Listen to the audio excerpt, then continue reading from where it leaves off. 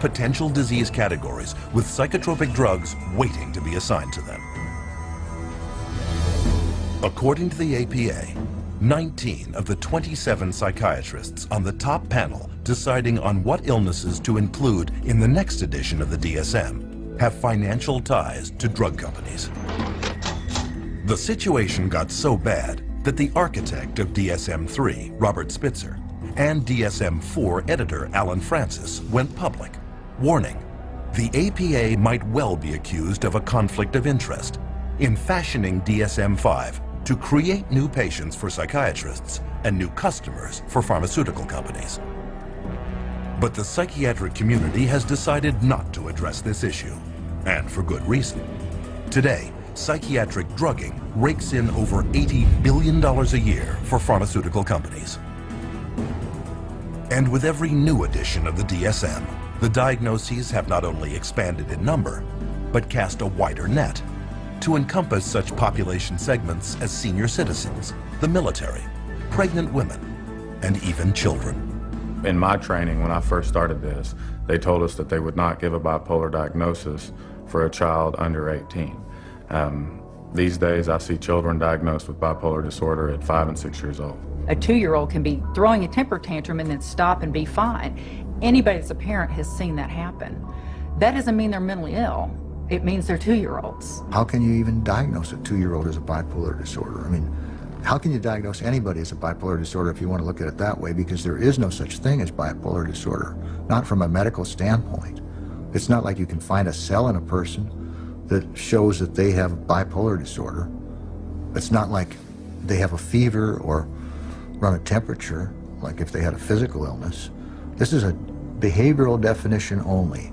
In other words, a human being sat there and made a subjective decision that this person has this so-called condition. Today, nearly 1 million children are diagnosed as bipolar, making it more common than autism and diabetes combined. In 2007, 500,000 children and teenagers took at least one prescription for an antipsychotic, including 20,000 under the age of 6. Antipsychotic drugs, powerful chemicals designed originally for only the most seriously mentally troubled, are now a $22.8 billion industry. If you spent days reading the newest DSM, you would be able to diagnose every human being that you ever saw. And with the diagnosis comes a treatment. The DSM most definitely helps in the prescribing of drugs.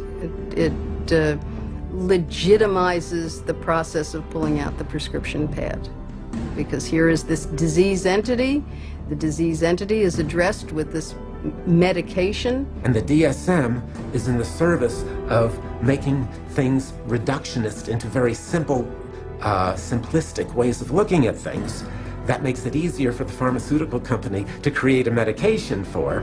The only thing that we've left out of that equation is the person. And the average person is completely unaware that psychiatric diagnoses are not medical, but merely voted on behaviors.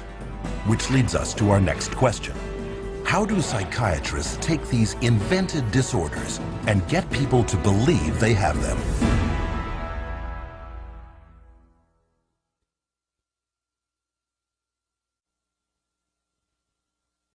According to psychiatrists at the World Health Organization, 450 million people worldwide have a mental disorder.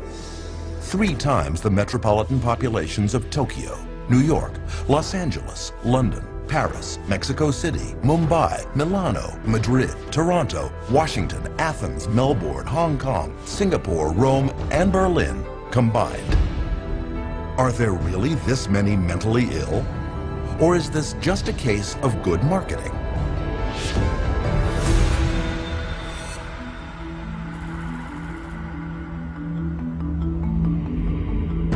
In early 1999, the United States was confronted with news of a frightening new disease epidemic. You blush, sweat, shake, even find it hard to breathe, posters read, with the tagline, "Imagine being allergic to people." The disease was social anxiety disorder, SAD, or SAD, and it was claimed to affect about 13.3% of the American population. And to find out more, readers were instructed to contact a group called the Social Anxiety Disorder Coalition. What the public was not told was that both the coalition and the campaign were created by a public relations agency and bankrolled by a drug company. Later that year, while the campaign was making millions of people aware of this previously unknown disease, the antidepressant Paxil became the first drug approved by the FDA for the treatment of social anxiety disorder. Psychiatrists such as Jack Gorman of Columbia University and Murray Stein of the University of California at San Diego signed up as psychiatric frontmen for Paxil's ad campaign. And within 3 years, Paxil shot from 3rd place in its drug class to 1st. Paxil's product director would later boast, "Every marketer's dream is to find an unidentified or unknown market and develop it." That's what we were able to do with social anxiety disorder. Paxil's competition took notice. That same year, Pfizer got FDA approval to sell its antidepressant, Zoloft, for treatment of post-traumatic stress disorder. They too hired a public relations firm to create their own psychiatric front group and paid psychiatrists to spread the word about the disorder. This campaign would claim that 1 person in 13 would develop PTSD over the course of a lifetime, and this included anyone witnessing a violent act, natural disaster, or distressing event. And as with Paxil, sales of Zoloft skyrocketed. For the psychiatric drugs, the goal is to have as many people on them as possible. So the way to do that is to convince normal people that they have some defect or mental disease or condition that requires treatment. So I mean, that's the way they do it. They hire these big marketing companies that come up with these campaigns. We're going to tell you about your disease so that you can lead a happier, healthier life. Oh, and by the way, we have a drug too that helps to treat this disease. This practice of selling sickness is known as disease mongering, a term defined by the late journalist Lynn Payer as trying to convince essentially well people that they are sick, or slightly sick people that they are very ill. On Madison Avenue, disease mongering is accomplished through a strategy known as condition branding, where mental illness is pitched just like cars, beer, or laundry detergent. And according to top New York branding guru Vince Parry, no therapeutic category is more accepting of condition branding than the field of anxiety and depression, where illness is rarely based on measurable physical symptoms and therefore open to conceptual definition. Parry then suggests to executives 3 principal strategies for what he called fostering the creation of psychiatric illness. The first is elevating the importance of a condition, or leading the public to believe that a minor or temporary mental problem is much worse and far more widespread than it really is. Prior to the introduction of SSRI antidepressants, depression was considered, even by psychiatrists, to affect only 100 people per million. Since then, estimates have been raised to as many as 100,000 cases per million, a 1,000-fold increase. The result is about 10% of Americans, some 27 million people, currently on antidepressants, twice as many as in 1996. Very good marketing that all, expressions of human emotion, deep sadness and fear and anger and whatever else they happen to be, are now classified as, a major problem, a psychiatric problem, a psychological problem that needs to be dealt with drugs. Another psychiatric illness, bipolar disorder, was also considered rare, affecting only 1/10% when it was first introduced in the DSM-3. Today, there are claims that as many as 10% of the population, 100 times the original number, have the condition. Pediatric bipolar disorder was not even listed in the DSM when Harvard psychiatrist Dr. Joseph Biederman began publishing studies claiming that mood swings in children were not normal behaviors, but in reality, mental illnesses. Biederman's disease-mongering campaign worked.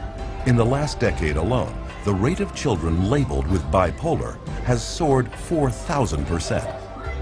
But what parents were not told was that 25 different drug companies had underwritten Dr. Biederman's work. The extent of their influence was not revealed until a 2008 Senate investigation exposed Dr. Biederman for failing to report more than $1.6 million in pharmaceutical income. But these revelations had no effect on psychiatry. Pediatric bipolar continues to be widely accepted in the psychiatric community. These labels are being applied to younger and younger children, which I think is really, a sad case. I'm sure I agree with any of those labels to begin with, but let alone for them to be applied universally to young kids. This idea that childhood itself is a psychiatric disease is simply based off some completely unsubstantiated idea that got printed in the psychiatric manual, and there's no science behind it whatsoever. Disease-mongering strategy number 2, redefining an existing condition. This tactic takes an ordinary state of mind and recasts it as a psychiatric disease that now must be treated with drugs. Case in point, the winter blues, a common mental condition related to the lack of sunlight during winter months, but redefined by psychiatrists as seasonal affective disorder, a psychiatric disease requiring psychiatric treatment. As another example, consider the changing emotions during a woman's menstruation, made over by psychiatrists as premenstrual dysphoric disorder, a mental illness discovered not in a laboratory, but in the marketing department of drug maker Eli Lilly. When Prozac patent came up, they realized they needed to come up with some sort of new to keep the money rolling in, and they came up with a new disorder. They just made it out of thin air, the premenstrual dysphoric disorder, the PMDD, and then the new wonder drug, which was Serafem, which if you look at Serafem on the back of the label, it just says, this is Prozac. And they were able to keep that patent so that nobody else could make it, so that they could keep that money rolling in. Many of the drugs today are simply drugs repackaged. They're drugs that had a patent and now are generic, or now get called something else, or they decide now to use them for something else. Disease-mongering strategy number 3, creating a new condition for an unmet market need. Example, compulsive shopping disorder, publicized by psychiatrist Dr. Jack Gorman.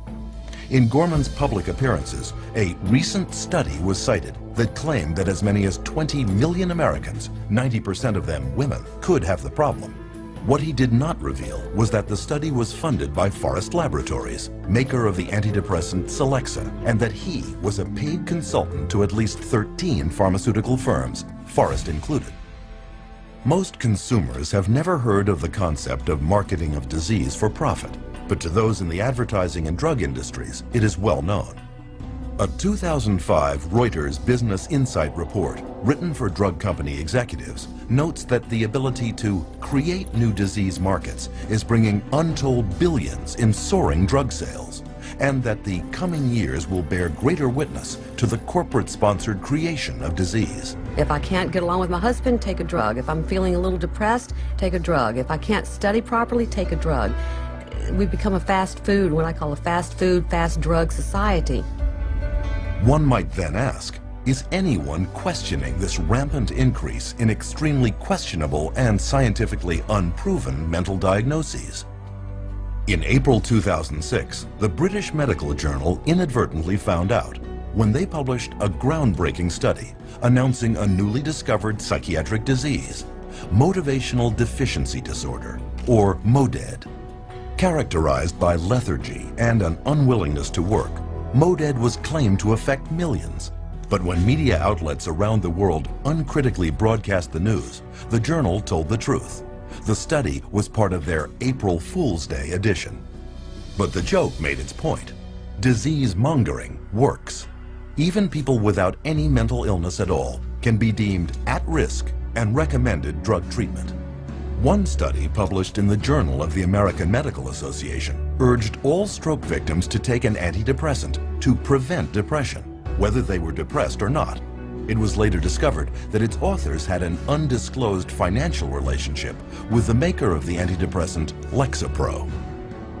Preventive drugging is the wave of the future. As one expert noted, there is an apparently limitless amount of money to be made from marketing pharmaceutical remedies for diseases, and even more from remedies to reduce risk factors for disease. And of course, every time they come out with a new mental disorder, then they come out with a new drug to counteract it. At least to me, it seems like nothing more than a marketing ploy. There are certain executives in the pharmaceutical manufacturers that have stated that one day in America, every person will be on drugs, healthy or not. With these clever disease-mongering campaigns, 100 million people worldwide are currently on psychotropic drugs.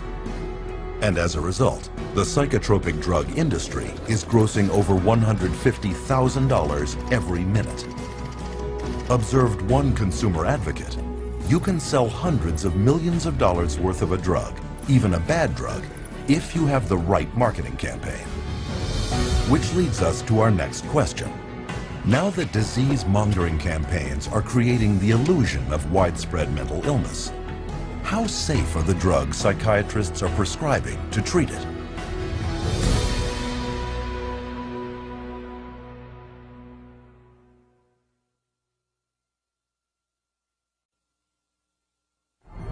In modern psychiatry, psychotropic drugs have become the weapons of choice. But are they as safe as we've been led to believe?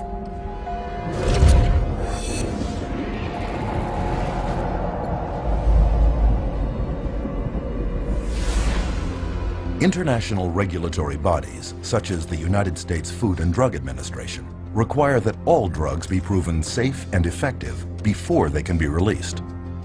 To accomplish this, pharmaceutical companies must conduct thorough and exacting clinical trials that prove the safety and efficacy of their drugs prior to marketing. At least, that's what's supposed to happen. But underneath the public relations veneer, claims of psychotropic drug safety by psychiatrists and drug companies are far from the truth. And there are many reasons why. To begin with, drug safety testing is predominantly done by drug companies, not by governmental agencies or independent laboratories, creating an obvious conflict of interest. They pay for it, they bring in the researchers, they have every opportunity to skew the research, to manipulate it, to produce exactly what they want it to produce. The first step in submitting an application for a psychotropic drug is to find a disorder in psychiatry's Diagnostic and Statistical Manual and attach it to the drug. Then clinical trials begin, first on animals, then on humans. If the drug makes it to human testing, clinical trials then follow 4 phases. In phase 1, it is tested on a very small number of volunteers, usually healthy young subjects, to determine if the drug is not overly toxic and what side effects it carries. And the studies that are done have young men or women that have very little body fat and are healthy in their 20s. They don't test these drugs on elderly people that have a huge amount of body fat or different proportion of body fat, and they hold the reaction of their drugs is totally different, but they don't ever consider that. In phase 2, psychiatric researchers determine if the drug creates the sought-after effects on the human body and how large a dose can be given before drug toxicity sets in. As in phase 1, test subjects are mostly healthy young volunteers. So just the people that I already know are going to perform well on my drug are going to be entered in this trial. Well, how well do you think your drug's going to come out?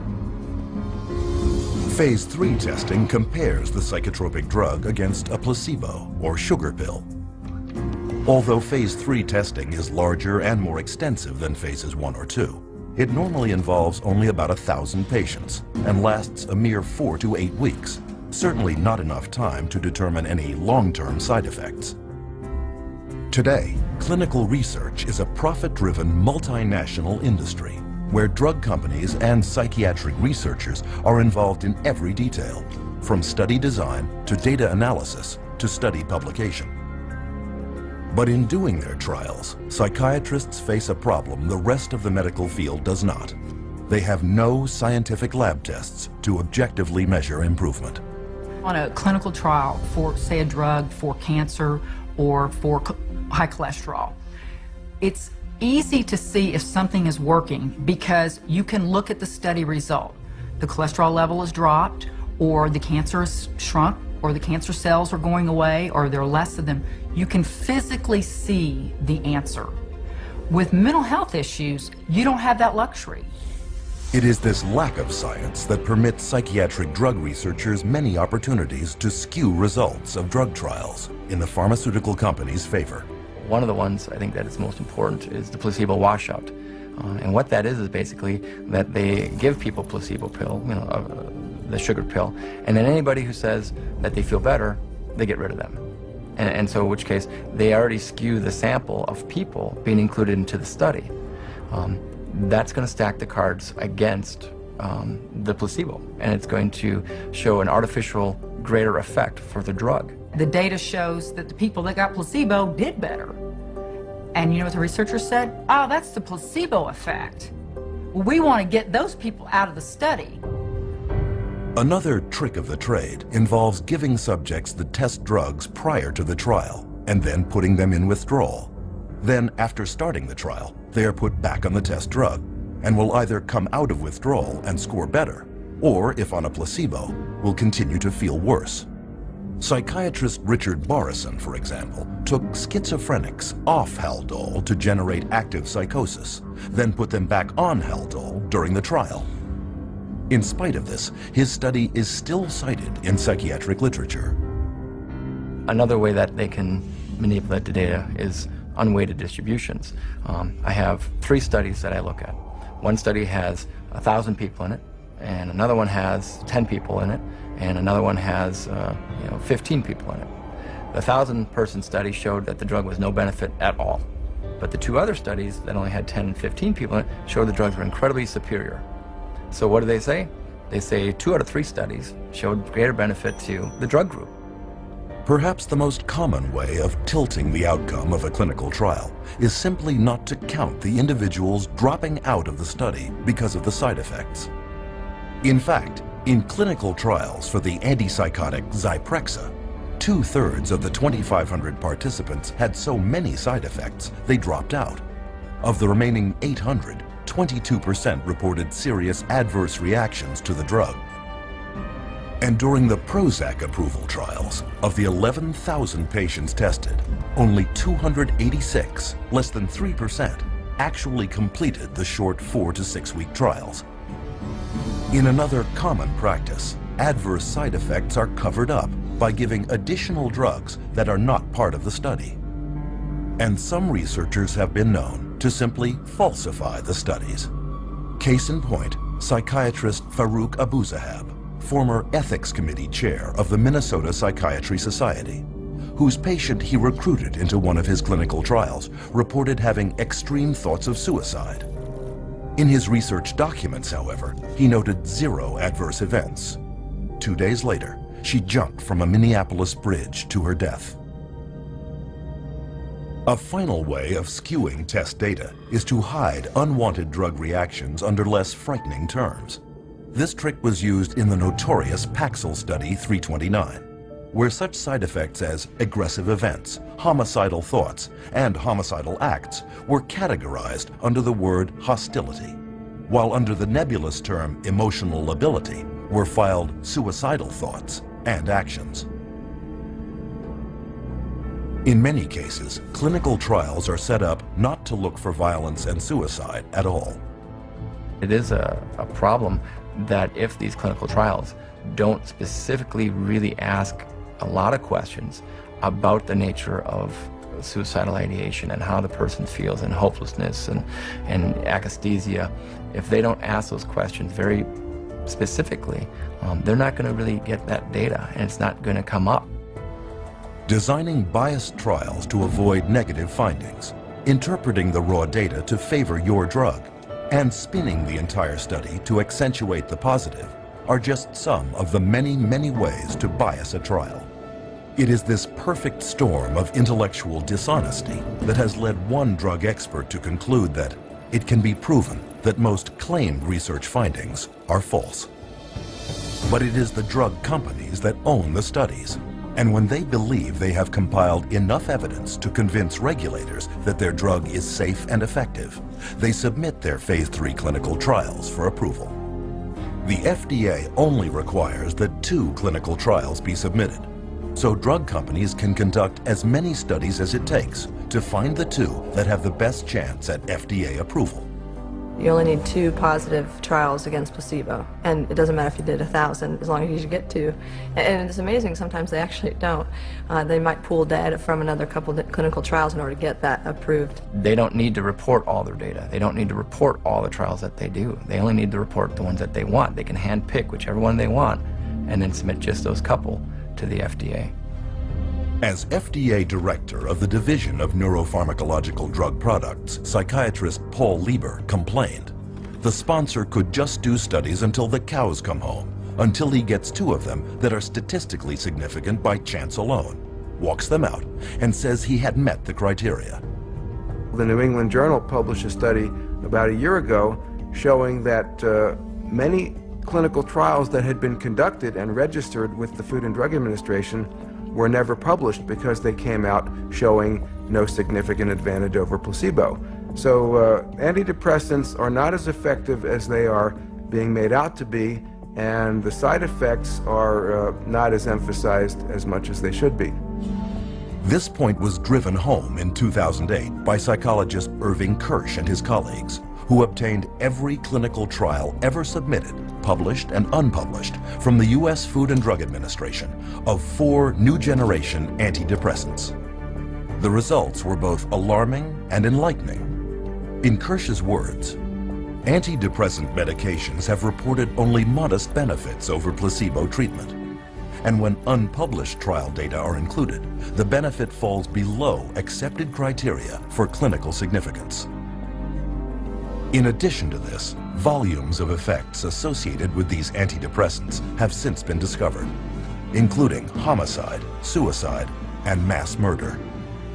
People really don't realize that from the beginning there's been a question of how marginally efficacious these drugs really are apart from placebo. And yet we have horrific side effects. Combine the 2, and where's your risk to benefit ratio? It's down the toilet. But psychiatrists dismissed Kirsch's study because psychotropic drugs are big business, and clinical trials are a big part of that business.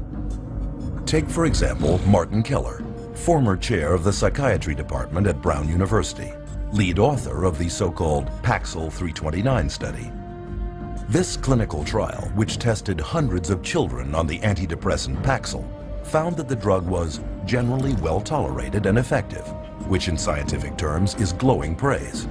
And the study's list of co-authors, 22 of the most prominent key opinion leaders in psychiatry. I mean, that was a lot of people, but they were the who's who of psychiatry, and this was going to be a publication that I think, took them, into the end zone on getting their approval for kids. With the FDA's blessing, Paxil became a blockbuster in the child and adolescent market, with sales of $55 million in 2002. It wasn't until the New York State Attorney General's office sued in 2004 that the truth finally came out. The raw data showed that not only was Paxil no more effective than placebo, but the young patients on Paxil were 6 times more likely to have suicidal thoughts. In fact, this data also revealed that 11 of the 93 children on the study developed serious side effects, of whom 7 had to be hospitalized. But according to Keller's own administrator, many of those children were either dropped from the study or coded as non-compliant to avoid having to be counted. While admitting no guilt, the drug company settled out of court for $2.5 million. Less money than Paxil was grossing every 7 hours. Hundreds of civil suits followed, but when Dr. Keller, as lead author of the Paxil 329 study, was deposed by attorneys, he would not admit to much. I can't remember exactly what I said. I don't remember anything specific about any of these meetings.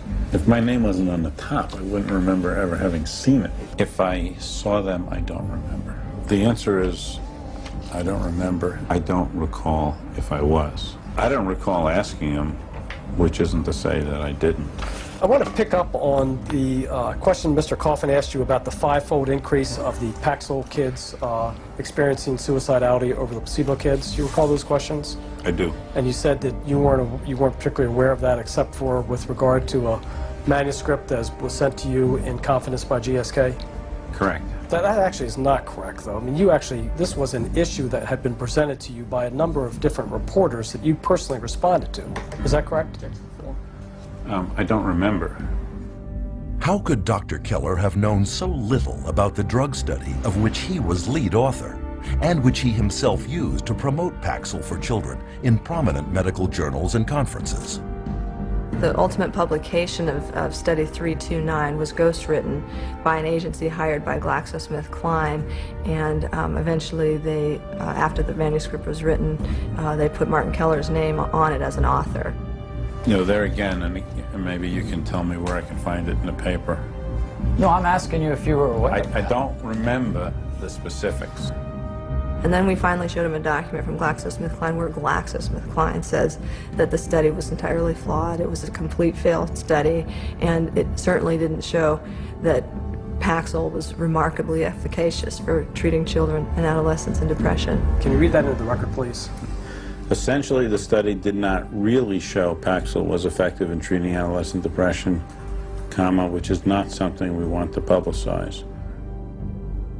We asked him, with that information now, how can you tell us that it would be okay and safe to give a kid Paxil? And he couldn't answer the question. He sat back, he put his head in his hands, and for, the longest 2 minutes sat there silent. During the last 2 years of his Paxil study, Keller personally pocketed $1 million in drug company money, none of which he disclosed in his published research. When people look at the field of psychiatry and they hear all these reports in the New York Times and Boston Globe, and they see this psychiatrist or this psychologist, took money and didn't disclose it, they wonder, well, is this causing a biases, in the field? I think that's a legitimate concern of the public because of the fact that it is true. With this level of corruption pervading the testing of psychotropic drugs, one is left with the question, where are those who are entrusted with our protection?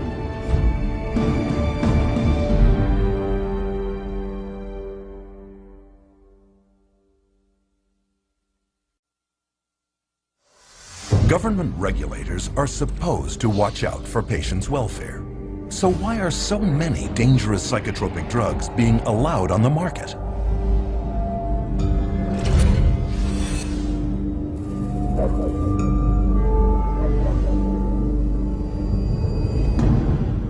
At one point, the U.S. Food and Drug Administration was considered the gold standard in drug safety. But this is no longer the case with psychotropic drugs, where psychiatrists and drug companies have virtually taken over the approval process. FDA drug advisory panels that recommend the approval of psychotropic drugs have long been filled with psychiatrists with financial ties to drug companies. One study showed that 92% of FDA advisory meetings in the last decade included at least one member with conflicts of interest. In response to the accusation of conflict of interest, the FDA says that they have tried to find mental health experts without drug industry connections, but can't locate any.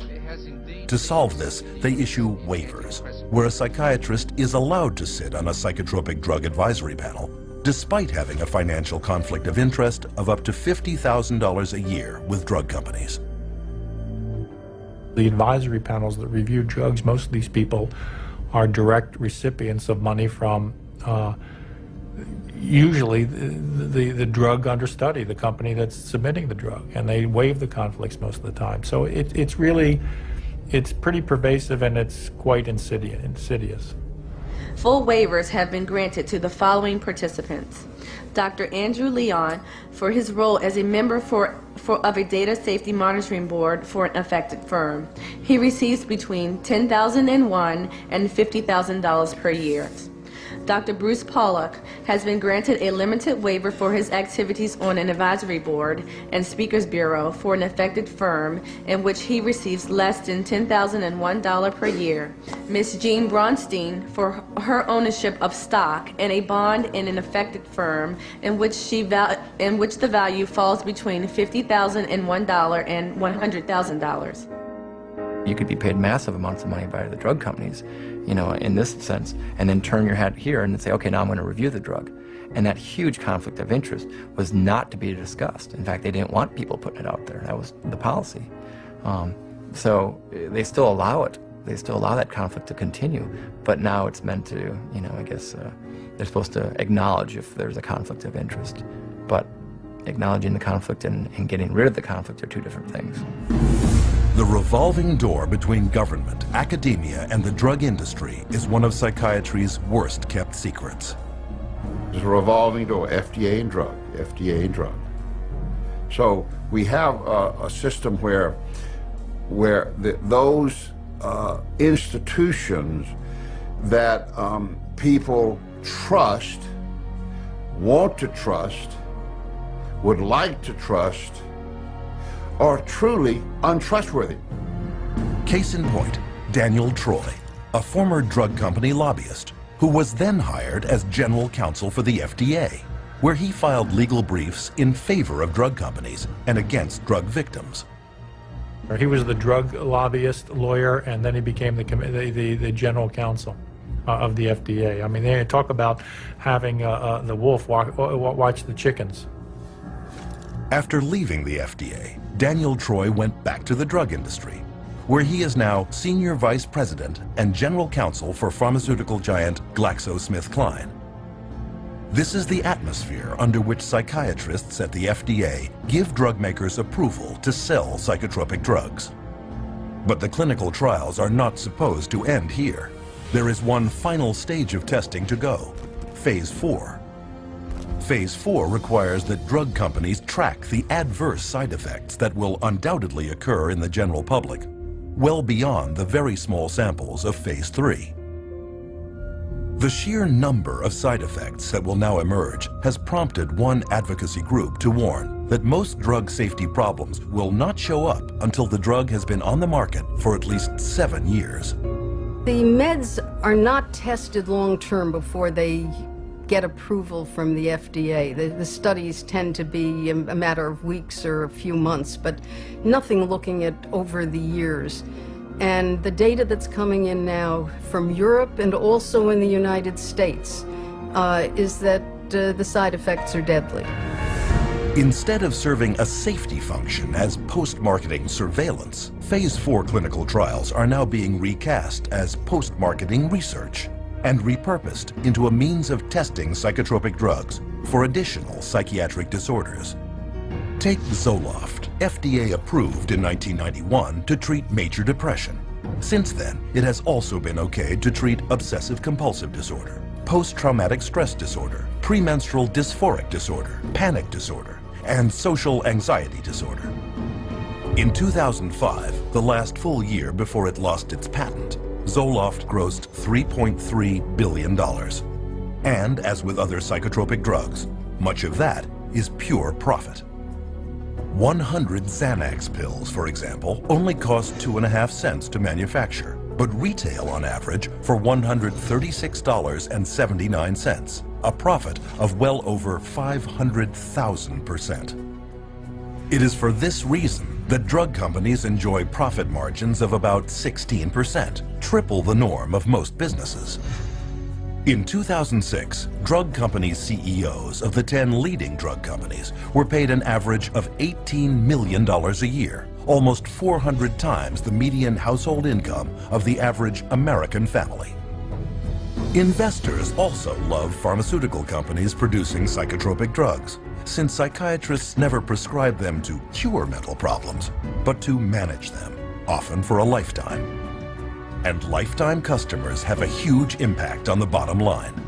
As one stock analyst famously commented, the first disaster is if you kill people. The second disaster is if you cure them. Pharmaceutical company stock has been one of Wall Street's most consistent winners, and is widely considered one of the most profitable investments one could make. In 2002, the total profits of the top 10 drug companies in the Fortune 500 exceeded the combined profits of the other 490 businesses. And a downturn in pharmaceutical stock prices would constitute major losses for investors throughout the world, and investments must be protected. With so much money at stake, is it any wonder that stockholders are never told the truth about the drugs they are investing in? They are unaware that FDA approval does not guarantee drug safety, and that the clinical trials justifying that approval are frequently based on falsities and deceptions. But once the drug is approved, the next challenge is, how do you convince prescribing physicians that these drugs are truly safe, effective, and carrying few side effects when the drug company's own trials prove that this is not the case?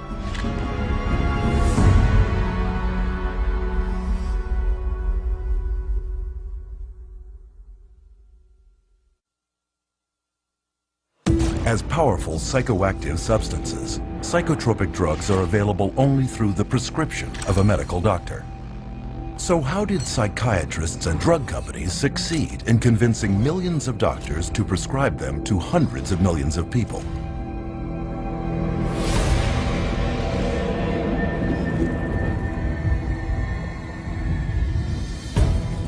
Drug companies are anxious to get their products onto the market as soon as possible. This is, after all, a business, and every day can be worth millions. To assure the public and mainstream physicians that their little-tested psychotropics are safe, drug companies spare no expense in getting psychiatrists to stand behind them, and psychiatrists are happy to take the money. It's really quite an interesting marriage that the drug companies have with the medical profession, and psychiatry primarily is a strong arm of them. This relationship is born in medical school. You go to medical school and you learn that drugs are the answer. And then you go into residency and you're told about this whole armamentarium of psychotropic drugs, and if somebody's bipolar, you use this whole group of drugs. If someone's depressed, you use these drugs, and so on. And that is the Bible. And when you're a believer, as psychiatrists are, in the Bible of psychiatry, or in that box called psychiatry, you're not likely to stray unless you begin to think for yourself. And once out of medical school, many of these true believing psychiatrists are recruited by drug companies and groomed to be spokesmen.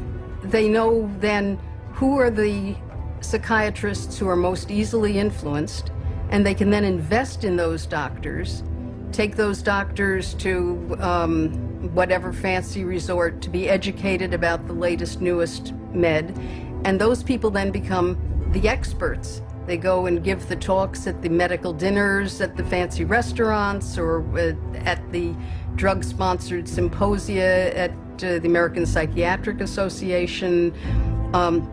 They become the teachers in the residency training programs. Once these so-called key opinion leaders have canvassed the psychiatrists in their area, they then bridge over to mainstream physicians to convince them to prescribe psychotropic drugs. So you have the psychiatrists coming in now and teaching at an OBGYN convention where they'll give papers there, or they'll designed to address GPs and teach the GPs how to look for and diagnose these diseases and these illnesses. And again, the psychiatrist they're the ones who are going to know. Like in the medical profession, most of the doctors will say, well, these guys are the specialists in the field.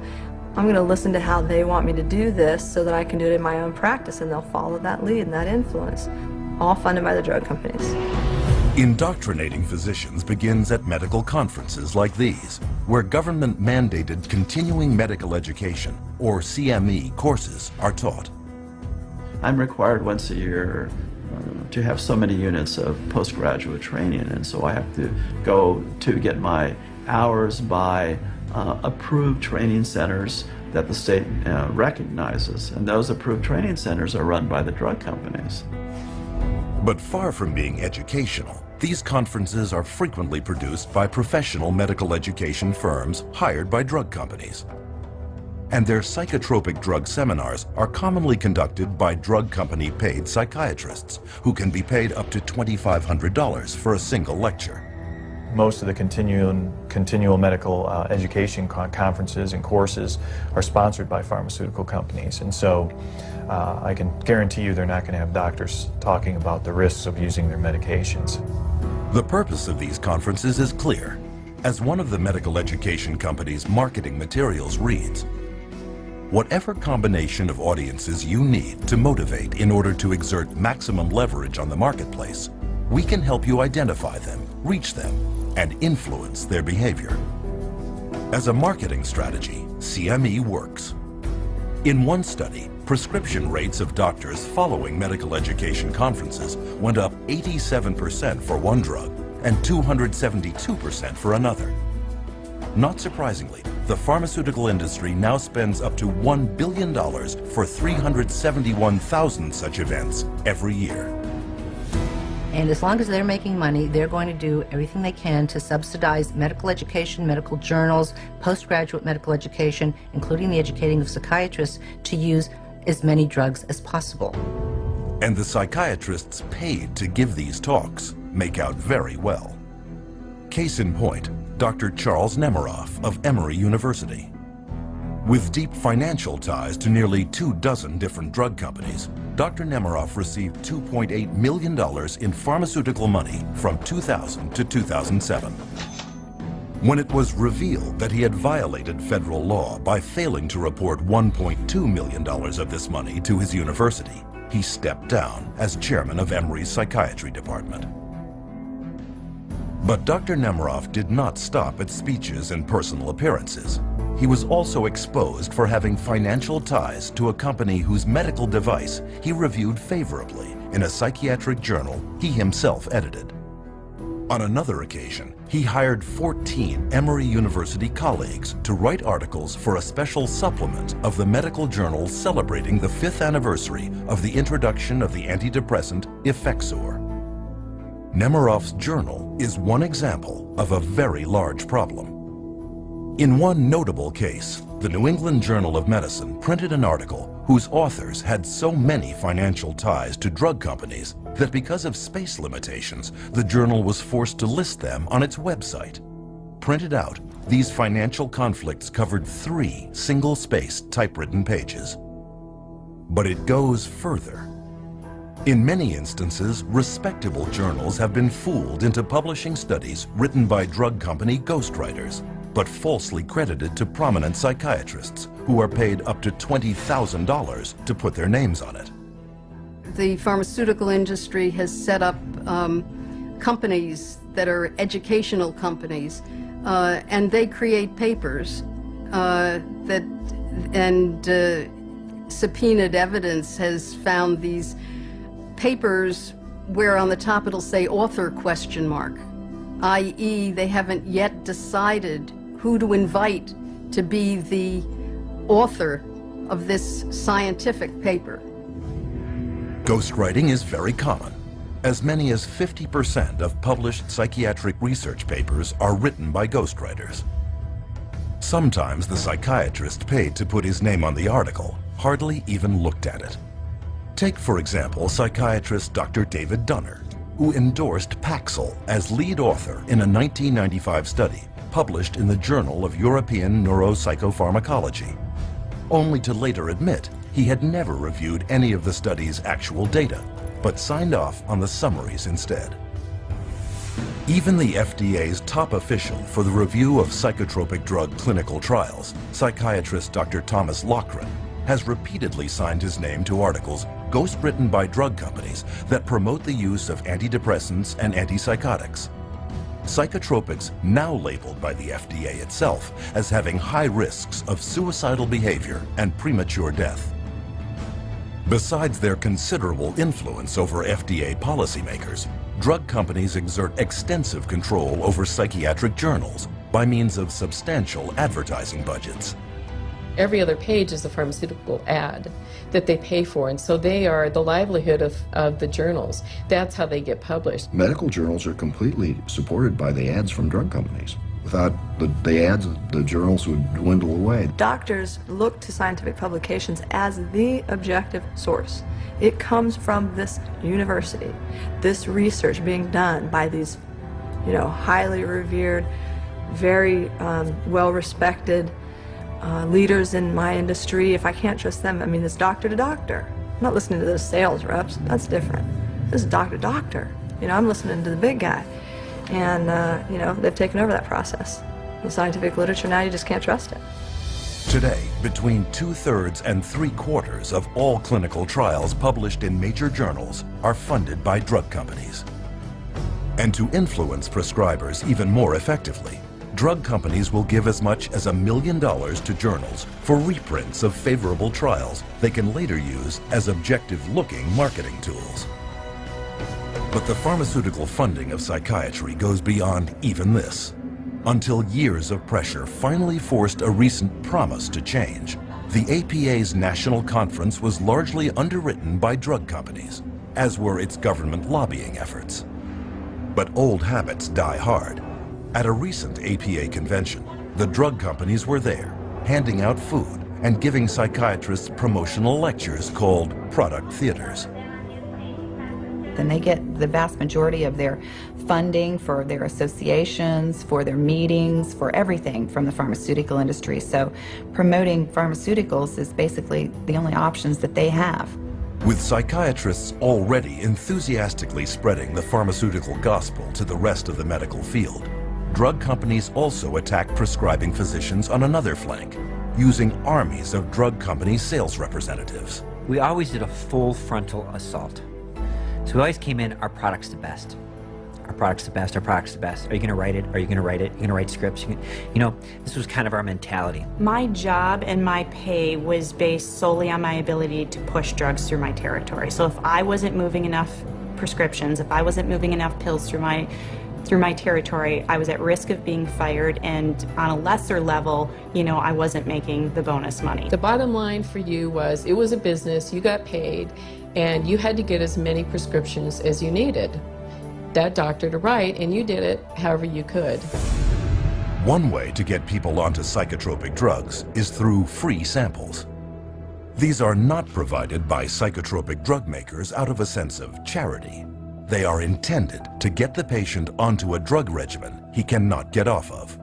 Samples sitting on a shelf encourages a doctor to give that drug away and then to write an accompanying prescription for that, which will be later filled at the pharmacy. And that's what doctors wanted, to be able to not only have the samples, but give them to their friends, their family, lots to the patients, because they know if they gave the samples, you had a higher incidence of being able to prescribe. The doctors would prescribe your product. You're getting the physician comfortable with the drug, and you're getting the consumer comfortable with the drug.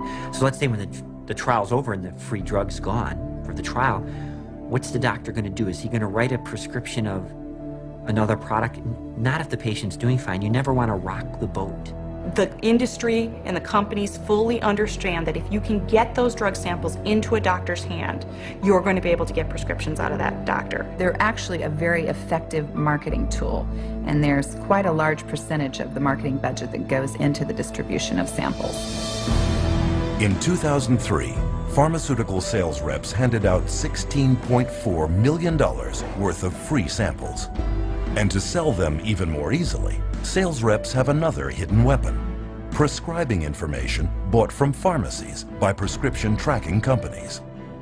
You'd get a list with like Dr. XYZ, Prozac, Zoloft, Paxil, Celexa, and it would tell you how many scripts, give or take, let's say 10, per month or per week, that physician was writing of those products. So we knew everything about our doctors, which ones were the most valuable, which ones to spend the most time on, and what we needed to do, and where their weak spots were. So it was very valuable in that you frequently, as the sales rep, knew better what the doctor was actually doing than the doctor did himself, because he wasn't tracking his own prescriptions. The drug industry now spends $22 billion a year marketing to doctors to increase prescriptions, an astonishing 90% of its marketing budget. And this investment has paid off. Today, psychotropic drugs are a multi-billion-dollar business, with over 2/3 prescribed by general physicians. But psychiatrists are the ones at the forefront, spreading the word. And when the use of psychotropic drugs is questioned or gets bad publicity, paid psychiatric opinion leaders deflect attacks and discredit critics. Or they may simply use their position to make the problem all go away. Case in point, psychiatrist Dr. Daniel Casey, chairman of the first FDA advisory committee that met in 1991 to decide if a warning label about increased risk of suicide should be added to the label of Prozac. At the hearing, family member after family member came forward to show how Prozac had damaged their children and loved ones. In the end, however, Dr. Casey and his colleagues voted against the label, citing a lack of evidence.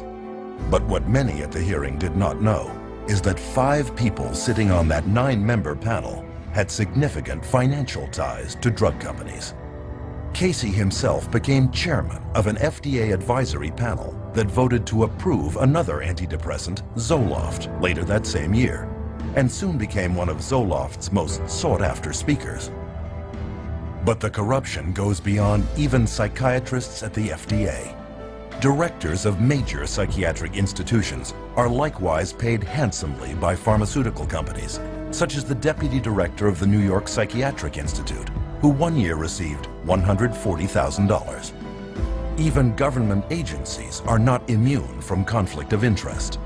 In 2006, the state of Texas sued drug maker Janssen for flying the state's own mental health officials to other states throughout the nation to promote its drug Risperdal. Included were perks, travel expenses, and speaking fees.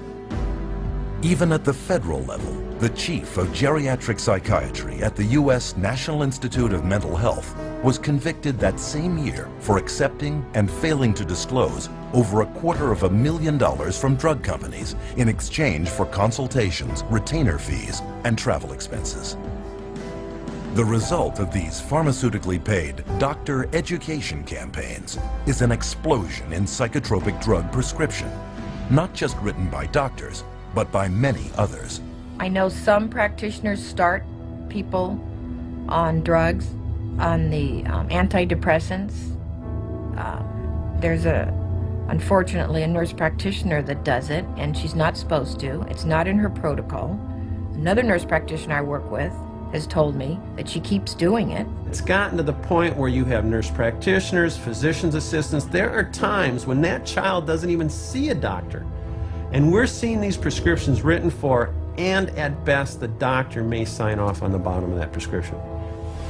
Medical professionals worldwide are handing out psychotropic drugs with seemingly few qualms because they have been assured that they are safe and necessary by the experts in the field, psychiatrists.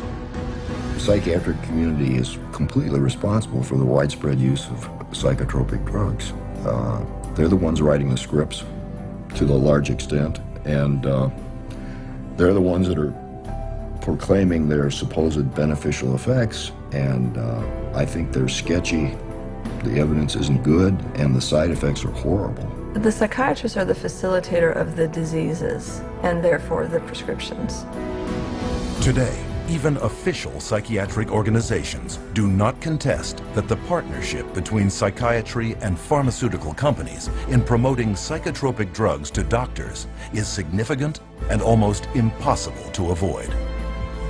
But early on, this partnership realized that promoting to doctors was not enough. How could they reach their target demographic, the end user, and drive them into doctors' offices to demand these drugs?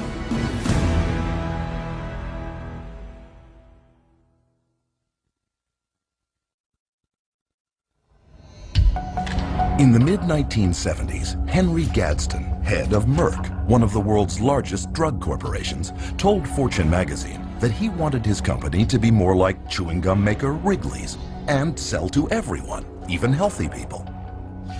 Has Gadsden's dream come true? Is marketing now driving the machinery of one of the most profitable industries on earth? Are psychotropic drugs really being marketed like chewing gum?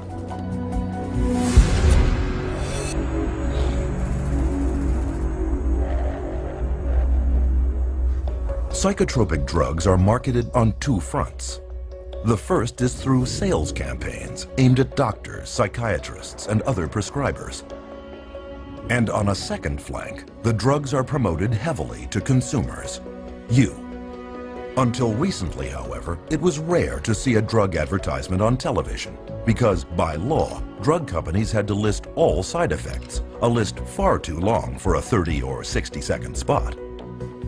But in 1997, drug company lobbyists pressured the U.S. Congress to relax this rule and allow them to mention only some of the side effects. With this simple change, advertising psychotropic drugs on American television suddenly became possible. And this opened the floodgates to a torrent of advertising, which soared from $595 million a year in 1996 to $4.7 billion today, an increase of almost 700%.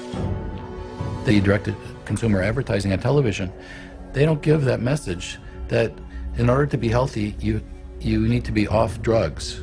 They don't give you that message. They give you the message that, oh, you have a problem, you have an issue, here's the drug that'll fix you.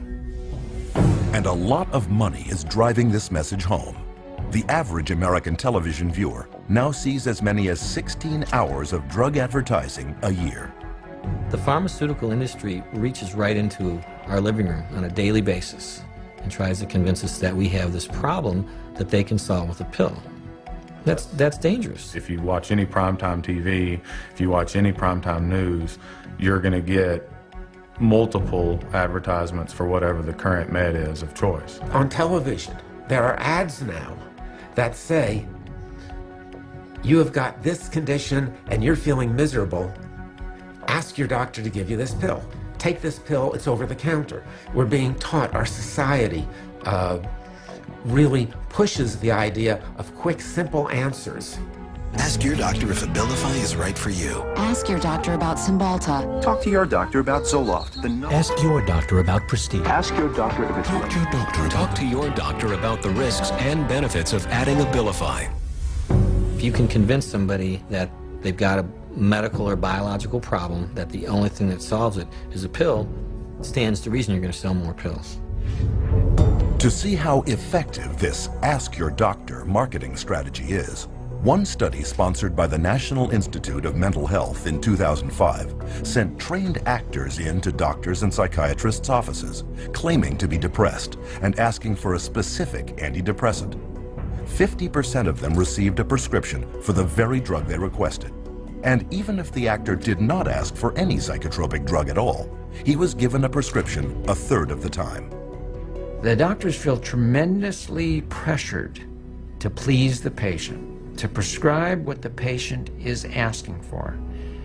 Nobody likes being labeled as the doc who didn't do anything for me. The doctor is a businessman, and he knows that if he doesn't fulfill that patient's request, there's a probability that that patient will go elsewhere because he'll find somebody that's willing to prescribe that drug. It should be the doctor's choice. It should be the doctor's evaluation driving the use of any medication.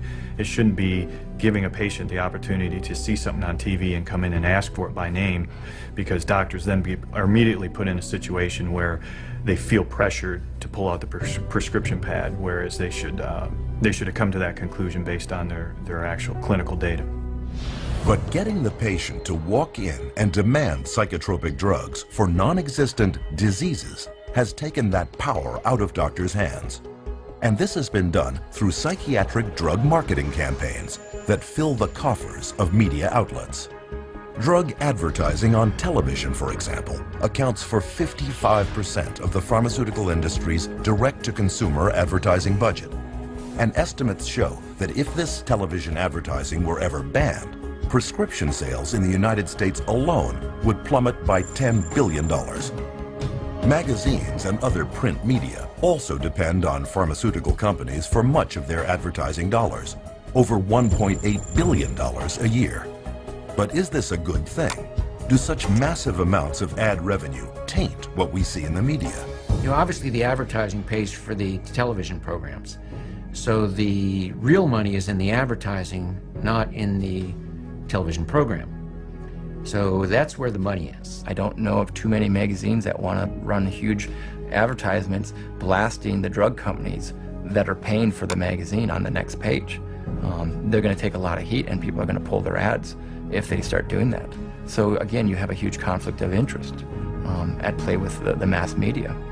This partnership between the pharmaceutical industry and the media also extends to public service announcements promoting psychiatric disease. Americans living with schizophrenia. Kids with ADHD or sometimes postpartum depression. Still dealing with depression? It could be your time for change. Psychiatrists are featured promoting drugs in video news releases, which look just like TV news reports, but are in reality drug company produced marketing spots. On news interviews, the experts furnished come from approved drug company speakers bureaus, and these psychiatrists rarely disclose their financial ties. As a result, mental health care segments in the media rarely deviate from the psychiatric party line. Psychotropic drugs are mentioned in movies and television, such as Prozac on the TV series The Sopranos, and Zoloft, a product placement in the film The Sixth Sense. This mountain of marketing is not confined to broadcast media only. Print, too, is inundated with drug propaganda, masquerading as news and information. All you have to do is look at any accepted magazine in America today, whether it be on even a woman's journal or a men's journal. There's always some type of pharmaceutical product that's being focused. And they've gone so far as to give away free samples. What you have to do is write in this coupon. And the psychiatric drug message has even infiltrated the taxpayer-supported public radio. For instance, psychiatrist Frederick Goodwin hosted a talk show for years where he championed the use of psychotropic drugs. As we'll be hearing today, Dr. Goodwin assured his listeners, modern treatments, mood stabilizers in particular, have been proven both safe and effective in bipolar children. What he did not say was that he would be paid $2,500 by pharmaceutical company GlaxoSmithKline to give a lecture that very night promoting their mood stabilizer drug, Lamictal. And there was more. The very week that Dr. Goodwin told radio audiences that there is no credible scientific evidence linking antidepressants to violence or to suicide, he raked in $20,000 from Glaxo, which had already admitted that it had suppressed studies revealing that its antidepressant Paxil increased the risk of suicide. Further investigation revealed that Goodwin had failed to report more than $1.3 million in drug company income.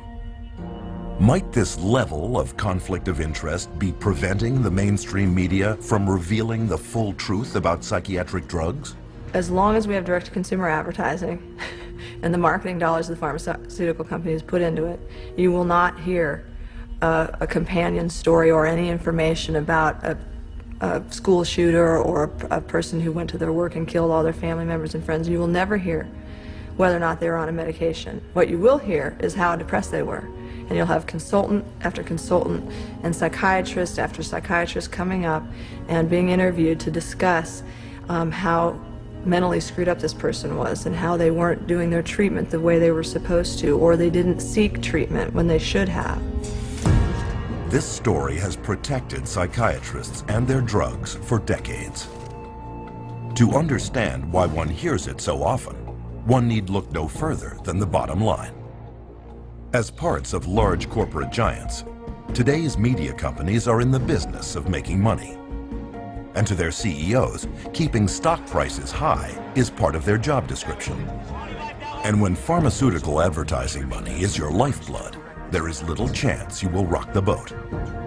With traditional sources so compromised, one might wonder if the information they're getting on psychotropic drugs really is the whole story. But what about the internet? Well, psychiatrists and drug companies are already pushing psychotropic drugs in cyberspace too, with very few restrictions. If a patient goes online and looks up a drug and puts in a drug's name, and there'll be a bunch of sites that come up, many of those sites will be funded by the drug companies, but you won't be able to tell from the site. You'd have to, dig up, if at all. You may have no idea that that site was funded at all by the drug company. And especially those ones like Ask a Doctor, those are definitely drug company driven. Through every communication outlet they can influence, psychiatrists and drug companies team up to drum out one single relentless message. You are sick. We've got the answer. And ask your doctor. Women are a special target for these campaigns, both through magazines and daytime talk shows. This appears to be working, with almost 2/3 of all psychotropic drugs taken by women. We don't get the full truth because the media is owned by Big Pharma. You just turn on your radio or open your newspaper and you'll find ads. They're not going to bite the hand that feeds them. They don't tell the truth. It's a vicious cycle because the more these drugs are marketed, the more people want to take them. The more money goes to pharma to market more drugs. But despite their success, psychiatrists and the drug companies they work for are not satisfied only with media campaigns. So their next strategy is, how do you convince even more people to take psychotropic drugs, all the while remaining a hidden influence?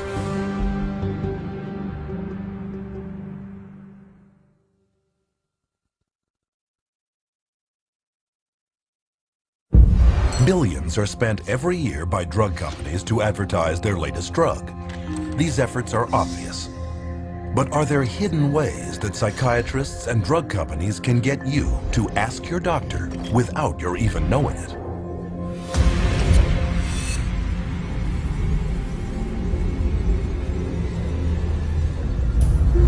It might seem impossible that an appetite for psychotropic drugs could be created without one's even being aware of it. Could this possibly be true?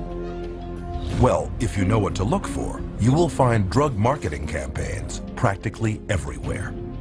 In hospitals, programs promoting psychotropics air over closed-circuit television networks like the Patient Channel. You can find them in children's books such as Brandon and the Bipolar Bear, where a little boy is told that his feelings are caused by chemicals in his brain that can be controlled with good medicine. There are mental health awareness programs touring college campuses to promote mental health checkups. Another hidden promotion lured high school girls to a conference on eating disorders to pitch them Zoloft. Where do these campaigns come from? Many of them come from industry-funded front groups operated by psychiatrists, but posing as compassionate patient support groups. A group that's focused on people who get depressed, or these support groups. Those are all also funded by and driven by, in large part, the drug companies. The fact that they're being, highly funded by the drug companies puts into question, the information that they're providing. In fact, a recent global survey estimates that 2/3 of all patient advocacy groups depend on drug companies or device manufacturers for at least some of their income. Through media interviews, public service announcements, and promotional events, psychiatric front groups preach the message that at least 1/4 of everyone on Earth is mentally ill. You could be too, and there is nothing you can do about it short of taking psychotropics for the rest of your life. And of all the programs they use to get people onto these drugs, one of the most successful is the benevolent-sounding mental health screening campaign. But it all begins with psychiatrists and their very broad DSM-based screening questionnaires that cover common life situations such as sadness, nervousness, and occasional loneliness. Because the symptoms are so subjective and the way they decide to describe it, everybody's got depression. So then they started targeting the kids and doing this at schools, and they implemented it through the school process. Coming to the schools and having depression screening days. People would come in and they'd fill out these questionnaires and, oh yeah, you've got it. Brought in quite a few new customers. But with statistics proving that more than 1/4 of those screened at thousands of screening sites later start taking antidepressants, it's hard to see screening as anything other than a spectacular marketing opportunity. One such front group, Screening for Mental Health Incorporated, sponsors national campaigns such as National Depression Screening Day, which uses simple quizzes to screen people for mental illness. But what is not revealed is that screening for mental health has taken in a total of almost $5 million from at least 7 different drug companies, all makers of psychotropic drugs given to children. Of all demographics, these mental health screening companies especially target teenagers. TeenScreen is the biggest such screening program in the world, a U.S. national program targeting high school students under the guise of suicide prevention. TeenScreen was developed by Dr. David Schaffer, a psychiatrist with heavy ties to the drug industry. TeenScreen is a series of questions that take about 10 minutes for kids to answer. It's targeted at high school kids. On the TeenScreen case, it asks, do you sometimes feel like other people have an easier life, or, you know, do sometimes you feel bad about yourself and other times you feel good about yourself? Well, given where you are in that particular day and what's happened, you're going to answer that differently. Once this test comes back that the child answered it based on how his emotions were at that very moment, that information gets passed back to the school, possibly the guidance counselor, adjustment counselor, or the school counselor herself, and that child is then referred on to mental health agency. And studies now show that once in front of a psychiatrist, 9 out of 10 children are prescribed a psychotropic drug. Using alarming language and misleading statistics, TeenScreen attempts to frighten parents, fearful that their child may be suicidal. But a closer look reveals that this is not a suicide prevention program at all, but a drug marketing campaign. And this marketing and its wide diagnostic net creates a huge rate of what are known as false positives. By Schaffer's own admission, 84% of all students taking the TeenScreen test were falsely labeled as depressed or suicidal. Predictably, TeenScreen is viewed with suspicion by many parents. To get around this, TeenScreen personnel have offered school children such enticements as movie coupons or free pizza to motivate them to get their parent's signature on the consent form. To eliminate parental objection altogether, TeenScreen has even instituted a passive consent policy, whereby if the parent does not formally object in writing, the child is assumed to have gotten permission and is then screened. Typically, the permission slip that comes home is a permission slip that if you don't sign it, they will give the children the screening anyway. And for many who do complete the screening questionnaire, the results can be devastating.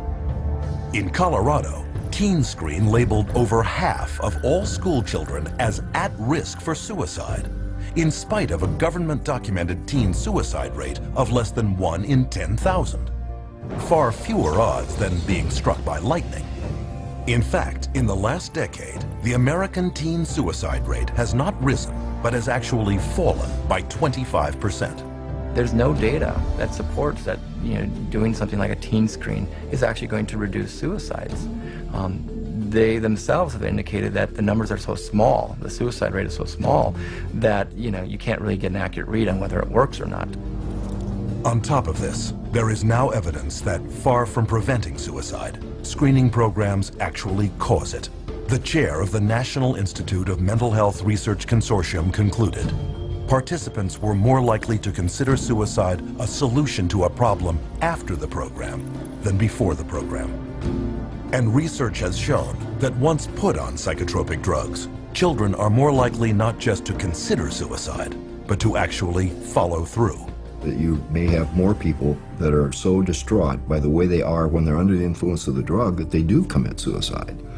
And I think it's entirely possible that they're not, instead of saving lives, they're going to be losing lives to suicide. With no evidence of effectiveness on one hand and a huge downside on the other, TeenScreen is still being run in 43 states at over 500 sites. But it is not the only screening program aimed at children. The Youth Risk Behavior Surveillance System administers a 35-minute test in at least 45 states. Yet another, Signs of Suicide Incorporated, has screened thousands of children at 3,500 schools across the United States. They too are heavily backed by pharmaceutical money. And so far, for psychiatrists and drug companies, it has been a great investment. Throwing out a net in doing a typical TeenScreen or any type of mass assessment We now have increased our client population tenfold by kids who need to be either seen by a therapist and or seen by a psychiatrist. The internet is another rich source of new prospects. Take, for example, the Patient Health Questionnaire, a 16-item checklist that allows anyone to diagnose himself with depression within 8 minutes. One of the questionnaires developers was psychiatrist Dr. Robert Spitzer, the architect of DSM-3, and its copyright is owned by Pfizer, the world's largest pharmaceutical company, and maker of the antidepressant Zoloft. There is also a 2-question version that can take less than a minute to advise you to ask your doctor. Online screening questionnaires abound, testing such potential psychiatric disease categories as bipolar disorder, ADHD, narcissism, self-esteem problems, eating disorders, and sex addiction. We all have ups and downs because that's what normal life is. If you administer the screening on those times where you have down, you're going to be labeled as having a mental health issue. Where if you took the same screening later, you may not be, but you've already been labeled that way. And that's the danger of that. And labels last a lifetime. So far, screening campaigns have been limited to those willing to participate. But what if the screenings are no longer voluntary? Will this lead to increased drugging?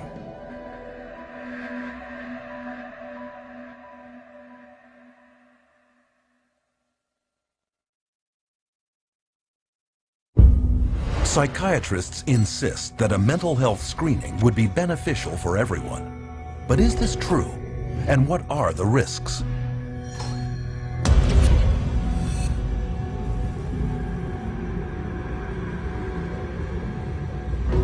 In 2003, a presidential advisory group known as the New Freedom Commission on Mental Health issued a comprehensive program that laid out its strategy for screening major segments of American society for signs of mental illness. Some of their goals included programs creating early detection of mental illness, enlarging the role of schools in diagnosing and treating mental problems, and expanding the use of mental health screening beyond the psychiatrist's couch and into the offices of primary care physicians. It's going to screen the population for mental health, the whole population. They're going to do it by stages, starting with school children, of course. So far, mandatory mental health screening is not yet a reality, except for a few small segments of society. One of them consists of the most powerless and disenfranchised of them all, foster children. A child goes into foster care, they label the child with some kind of a psychological problem. The child is immediately sent to therapy. Well, the therapist will say, well, I believe the child needs to be on something. So they recommend that the child see a psychiatrist to have the drug administered. Out of the 60, 65 families that I see, I mean, easily 90% of the kids they have the mental health diagnosis to begin with. If they get it from a psychiatrist, it almost always comes with meds. And I think that we see identified as at-risk kids in the community, and we see some of the most intense situations, and a lot of them are on 4 or 5 different meds. I've seen children that when the day they're taken out of their parents' custody and placed into state custody actually seem happy, healthy, vibrant, energetic. And then, 2 months later, after they've begun taking these medications, they are very slow. They are zombie-like, is the best way to describe it. Today, all children entering Texas's foster care system receive mental health screening. The result? 60% of the state's foster child population is diagnosed and put on at least one psychotropic drug, including some children as young as 3 years old. And it is worse in other states. In Massachusetts, for example, 2/3 of children in state care are being treated for mental illness. Nationally, foster children are being drugged at over triple the rate of children in the general population, such as in the case of 7-year-old foster child Gabriel Myers, on 2 powerful psychotropic drugs, one carrying an FDA warning for causing suicidal thoughts in children when he hanged himself with a shower hose. Another market segment is active duty soldiers, who are routinely screened at military clinics, labeled with a mental disorder, and given powerful and potentially violence-inducing drugs. Iraq wasn't like Vietnam. There weren't illegal drugs everywhere. But there were drugs everywhere because, you know, every guy on post, they knew all they needed to do was go down and see the combat stress unit, the shrink, and he was the drug dealer on post for us. Almost everybody that saw the body or experienced the event were put on some sort of psychotropic medication. Some bases where my friends were at, my fellow veterans were at, you know, everyone, the whole platoon was on drugs. I would say about 75% of active duty military is addicted to some type of psychotropic drug. You can walk around a military barracks and you ask someone for some Prozac and somebody got some Prozac or some Xanax or some Zoloft. I've got friends who were in the Army with me who are now dependent on Zoloft and psychotropic drugs just because they got used to it in Iraq and they didn't ever want to get off it, and now they're dependent on it and addicted to it. We have huge numbers of military people on antidepressants, and instead of the suicide rate going down, which you'd expect if the drugs were effective, the suicide rate is going up. This last January, we had more soldiers commit suicide than we had. And now they say the soldiers, they should take their guns and away. What's not being brought the out ones that are depressed, they should take their guns away. Is the fact that the large majority of these soldiers were on these drugs. We're drugging the military at a rate we've never, ever seen before. And this is just the beginning. Military mental health screening programs are planned for 43 clinics in 15 bases throughout the United States, Germany, and Italy. Studies reveal that as many as 12% of those serving in Iraq and 17% in Afghanistan are on some type of antidepressant or sleeping pill. A total of 20,000 service members.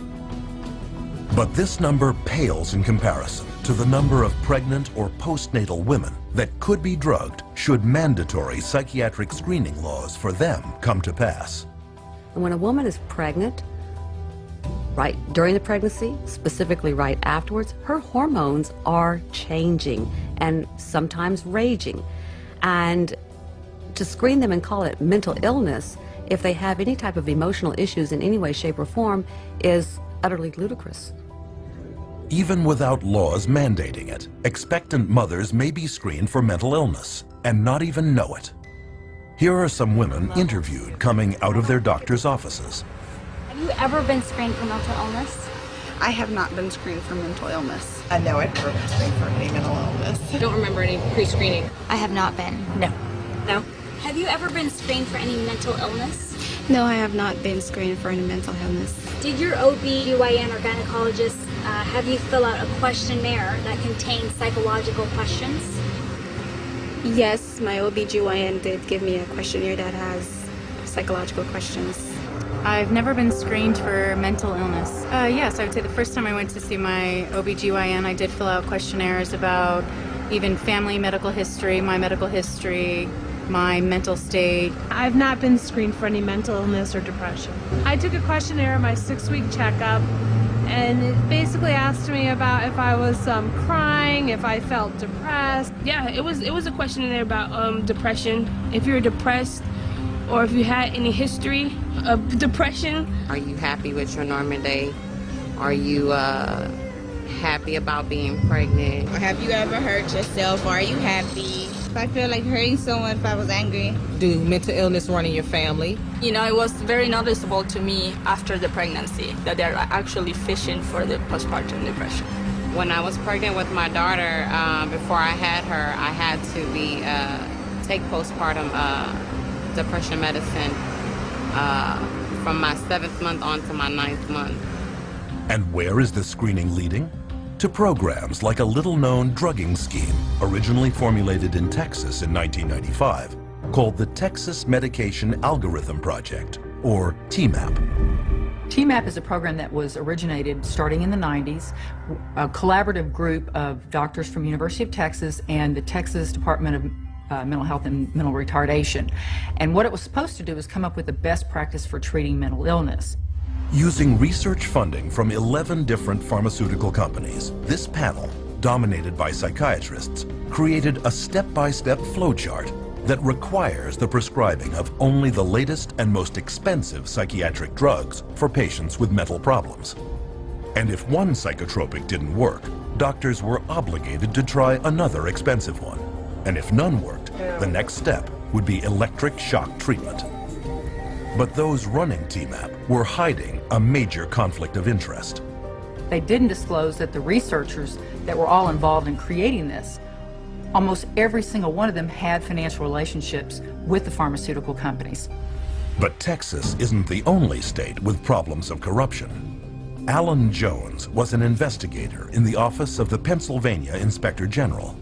I learned that these monies were all coming in to the state to support and to promote a program called TMAP, the Texas Medication Algorithm Project. And so my concern was piqued very quickly that there was at least one state official who might be inappropriately receiving and dispersing monies from drug companies. They called it PenMap, but it was based entirely on the TMAP model. Also very quickly, I learned that there were other state employees who were serving on advisory boards financed through various pharmaceutical companies, and other state employees who were accepting honorariums personally, directly, from drug companies for speaking in their state capacities or official capacities. That's a felony in Pennsylvania. I saw there was a much bigger picture and attempted to surface that bigger picture and was consistently told to back off. I was told that drug companies write checks to politicians on both sides of the aisle. Back off. You will not expand this investigation into the drug companies. Continued to press the investigation, much of it on my own time at this point. I became increasingly alarmed that all of the drugs recommended by the TMAP program were exclusively the new patented atypical antipsychotics for schizophrenia and all of the brand new patented SSRI antidepressants. None of it added up. When it became obvious to me that my investigation was not going to be permitted to continue, and it became obvious to the Inspector General's office that I was not going to stop, I was removed from lead investigator on the case. They threatened me with loss of career, with loss of job, with loss of reputation, essentially. Despite the investigation resulting in the conviction of Pennsylvania's chief pharmacist, TMAP and offshoots like PenMap spread throughout the country, generating billions of dollars in drug sales. But the psychiatric gravy train comes at great public cost. In 2001, TMAP and its children's equivalent CMAP bankrupted the Texas Medicaid program and the state's mental health and prison systems. So, what do we see in the final picture? A government-run, taxpayer-funded mental health screening program wherein every person judged by psychiatrists to have a mental illness is given powerful, dangerous, and expensive psychotropic drugs. And if they don't work, electroshock treatment.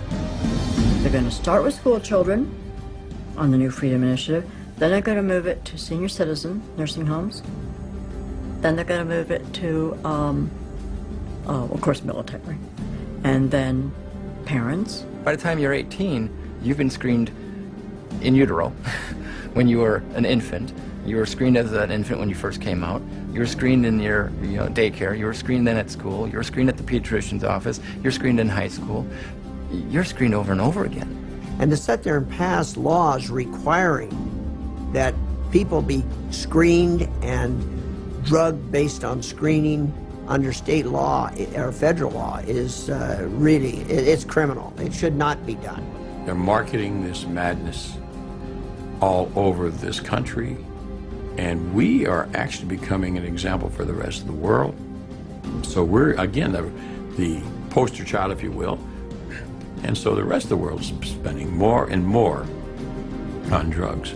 I don't know that there was ever a time in the history of the world where people have been drugged to the extent of what we're seeing today. The reality is, if you look at the overall picture, I don't see these drugs helping us make a better society. We see it in the military, we see it in our children, we see it in the schools. These drugs are not working to make a better society. And with hidden mental illness marketing campaigns at full tilt, what happens to patients once diagnosed and delivered into the psychotropic drugging machine?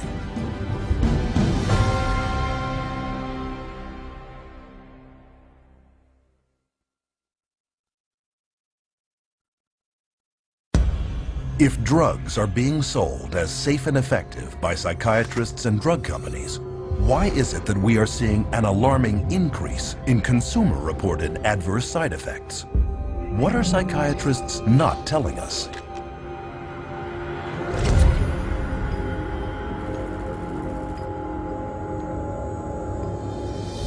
All drugs create biological changes in the human body.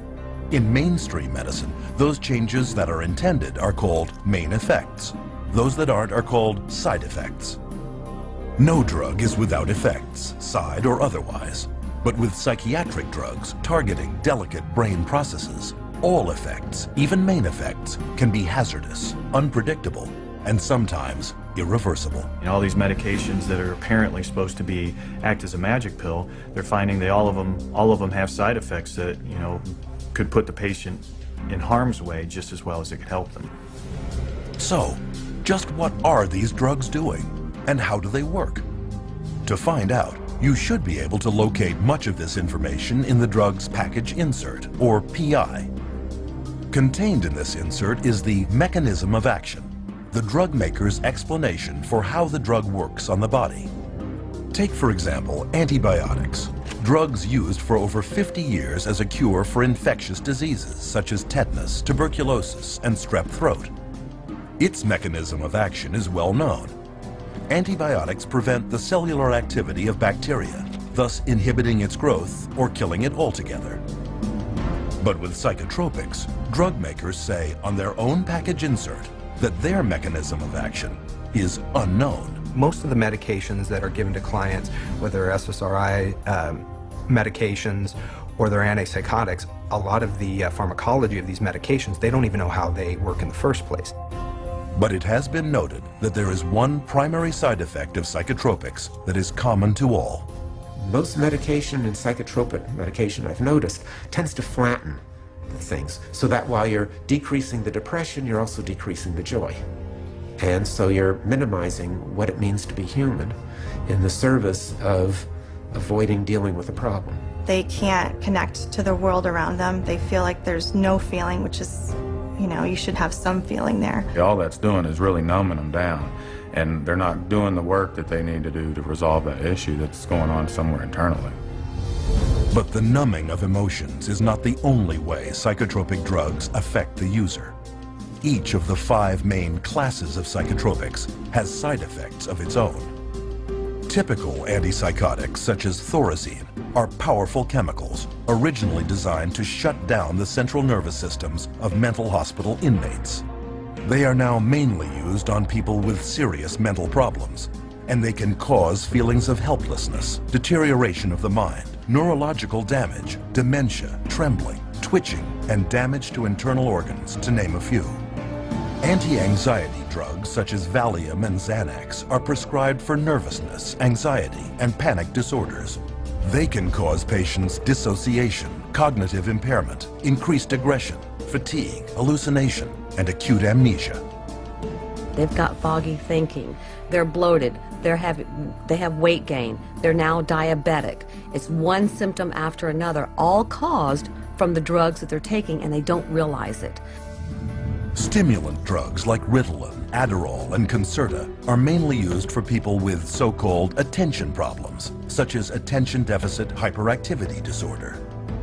These drugs are very addictive and can result in stunted growth, weight loss, manic behavior, heart palpitations, neurological tics, cardiac arrhythmia, gross brain shrinkage and malfunction, anxiety, insomnia, violent behavior, and even sudden death. Ritalin, a stimulant commonly prescribed to children, acts on the body in a very similar way to cocaine, but is far more potent. And recent studies show that it can cause permanent changes in children's developing brains.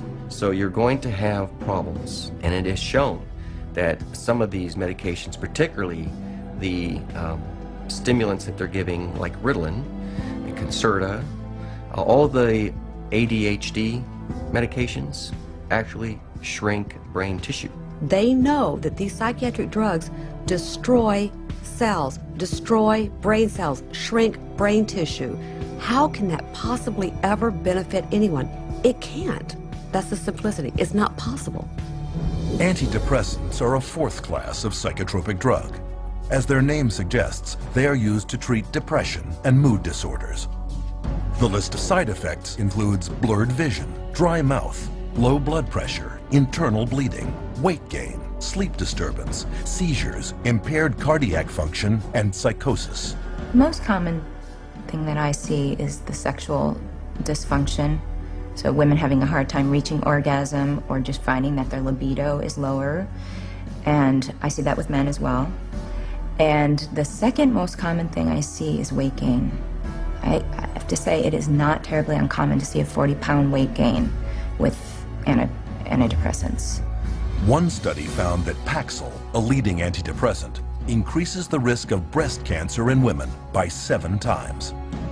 Perhaps riskiest of all is the drugging of pregnant or postnatal women with antidepressants for depression.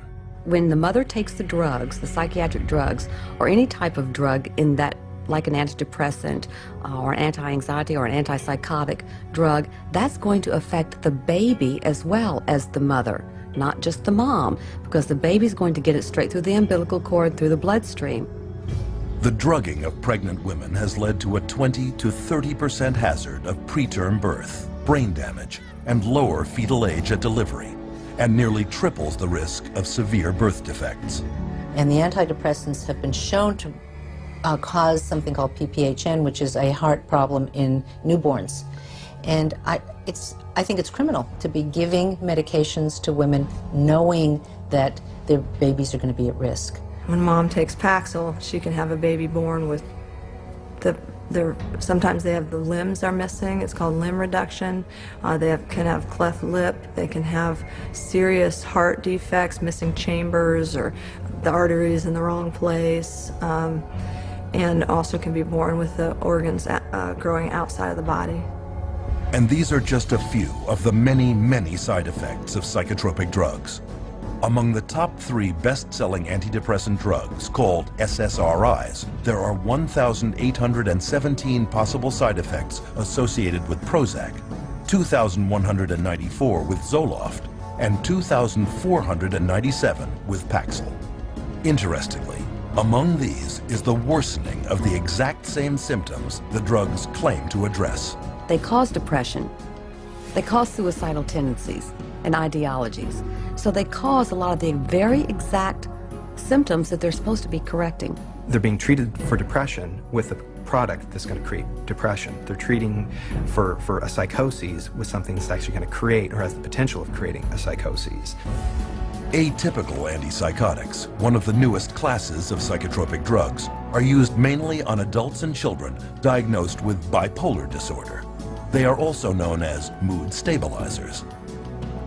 Though launched with storied claims as miracle drugs with little or no side effects, atypical antipsychotics have recently been exposed as creating severe weight gain, diabetes, coronary heart disease, acutely irregular muscle movement, pancreatitis, and delirium.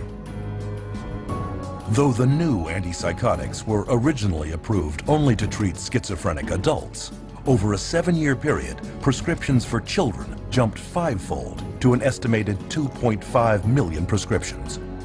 And this drugging is coming with serious consequences. You know, I've seen kids who have had significant weight gain on some of the antipsychotics, where they were pre-diabetic. You know, they've had, changes in some of their cardiovascular functioning. So there are potentials to really damage the child's health. When you get drugs that you're giving to kids that we know cause extreme weight gain and attack the liver, attack the kidney, that have long-term results, these children that we're giving them today, this medication, we may be doing, kidney dialysis for in 10, 15 years. And it is not only children that can be affected. It has been estimated that psychotropic drugs are to blame for over 16,000 traffic accidents every year in the United States.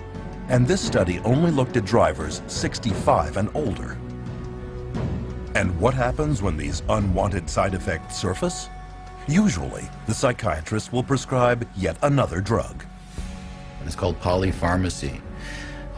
It's just, adding additional, if the first drug doesn't work, you add a second drug. If you have an adverse side effect from a drug, then you add another drug to deal with the adverse side effect. And then let's say they start an antidepressant and now they can't sleep.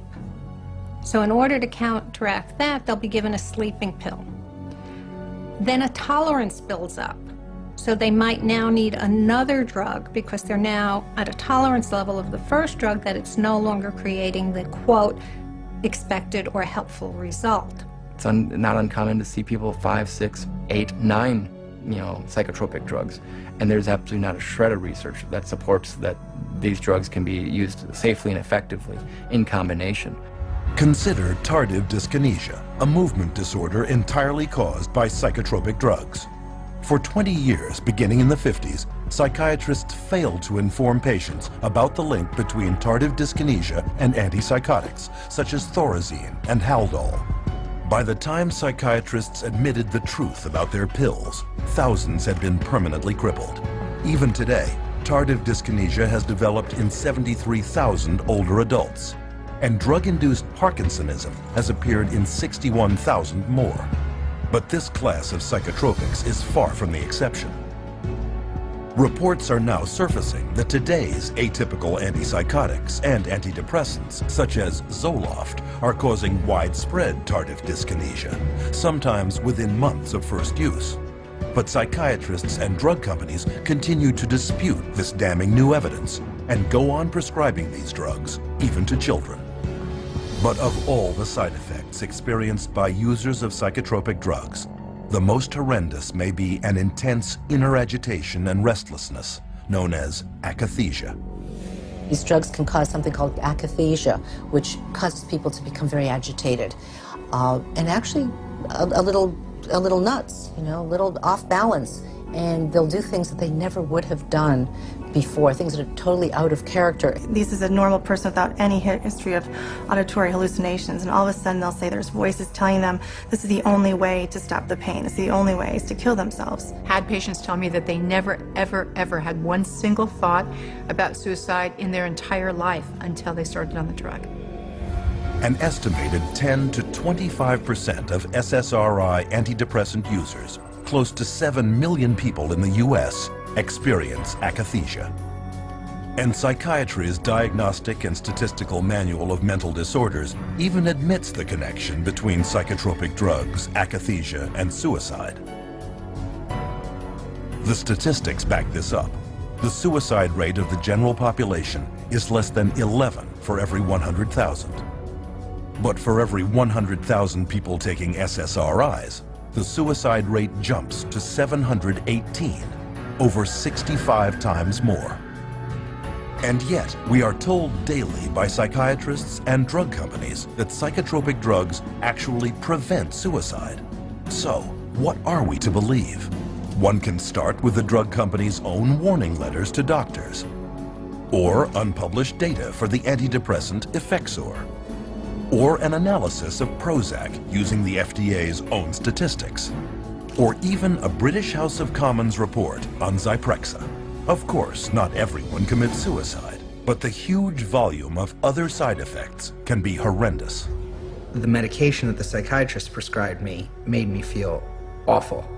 Constant headaches, constant nausea, wanting my skin to turn inside out, just feeling like bugs were crawling all over me all the time. It made me feel like all slow and like sluggish and stuff. Like, and when somebody would ask me something, it would kind of like take a minute, like, what? These drugs have affected my heart. They have affected my liver. Weight gain one time, hit like 40 pounds. These thoughts come over me like I wanted to kill I wanted to really hurt somebody. It just sucks all the life out of you. So you're like a body, like a machine. I didn't want to live. I didn't have the desire to live. I felt miserable. You just can't live, you'd just rather die. Because there's no living when you're hallucinating every day. I actually tried to commit suicide with my psych meds. At some point when you realize that you are really just existing, you're not living, at some point you realize you need to take the risk to get off. But what about those who say psychotropic drugs really did make them feel better? That for them, these are life-saving medications whose benefits exceed their risks. Are psychotropics actually safe and effective for them? So what ends up happening is that someone feels good for a while, and then very often they have to have their dose increased, and then they feel good for a while, and then they might have to have it increased again, or maybe they'll switch agents. So it's that kind of a story if you're not actually getting to the root of what's going on. I think the research is pretty clear that that then all of a sudden starts to change, and you start to have a supersensitivity to being depressed, in which case then they become more depressed, and then they're chronically depressed. And there is ample evidence that if the short-term side effects of psychotropics don't get you, the long-term effects will. Psychiatric drugs are toxic to the body. They do build up in the body and add to the body's reserve and reservoir of toxins that will suppress the immune system, and the body will try and fight them as foreign objects. If they're on these medications for years and years and years, I mean, one of the things that we know about adults and some of the, for bipolar and schizophrenia is that they're dying at younger ages, and these are adults. So if we're starting this medication approach with young kids, what is their life expectancy going to be? No one's really examined it or is looking at the big picture, which is what's it really do to a society with a proliferation of mood-altering, emotion-altering, or blunting in a society at large. And I think we're going to really see a huge, huge increase in violence and suicide and a lot of bizarre behaviors that we haven't seen, because for a very short period of time, only in the last 60 years, have we really started medicating, intoxicating our brain with these incredibly toxic substances. The very real probability of significant long and short-term side effects should give anyone considering taking psychotropic drugs great pause.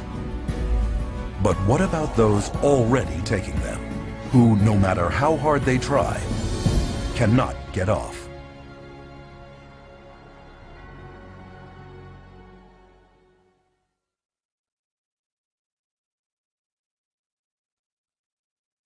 Psychotropic drugs have long been noted for having a multitude of physical and emotional side effects that many simply cannot live with. But if side effects from psychotropics are so bad, why do some people continue to take them?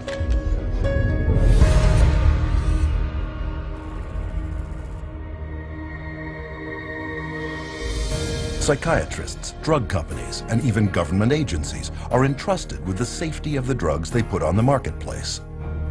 And while they will reluctantly admit to most side effects of psychotropics, there is one more that they almost never mention. Every single one of these drugs are addictive, psychologically and or physically addictive. They change your body's makeup, you change your body how it reacts to things. And so even though people, in their psychological state, they may be over their depression, they physically will need that drug still. And so that becomes the complication of getting them off. I have people come to me on a weekend, they've run out of refills, and they say to me, if I don't take this drug, I'm gonna get sick. If I don't take this drug, I'm gonna get sick. We don't talk about psychologically, we don't talk about depression, we don't talk about anxiety.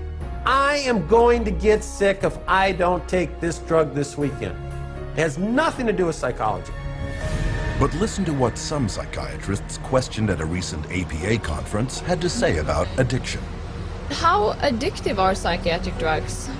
They aren't. Only benzodiazepines. They're not addictive at all. Antidepressants are not generally considered addictive. SSRIs are not addictive. Antipsychotics, they don't cause addiction. Major tranquilizers are all safe as far as addiction is concerned. The drugs that most of us are using in neuropsychiatry are not addictive at all. So who's right?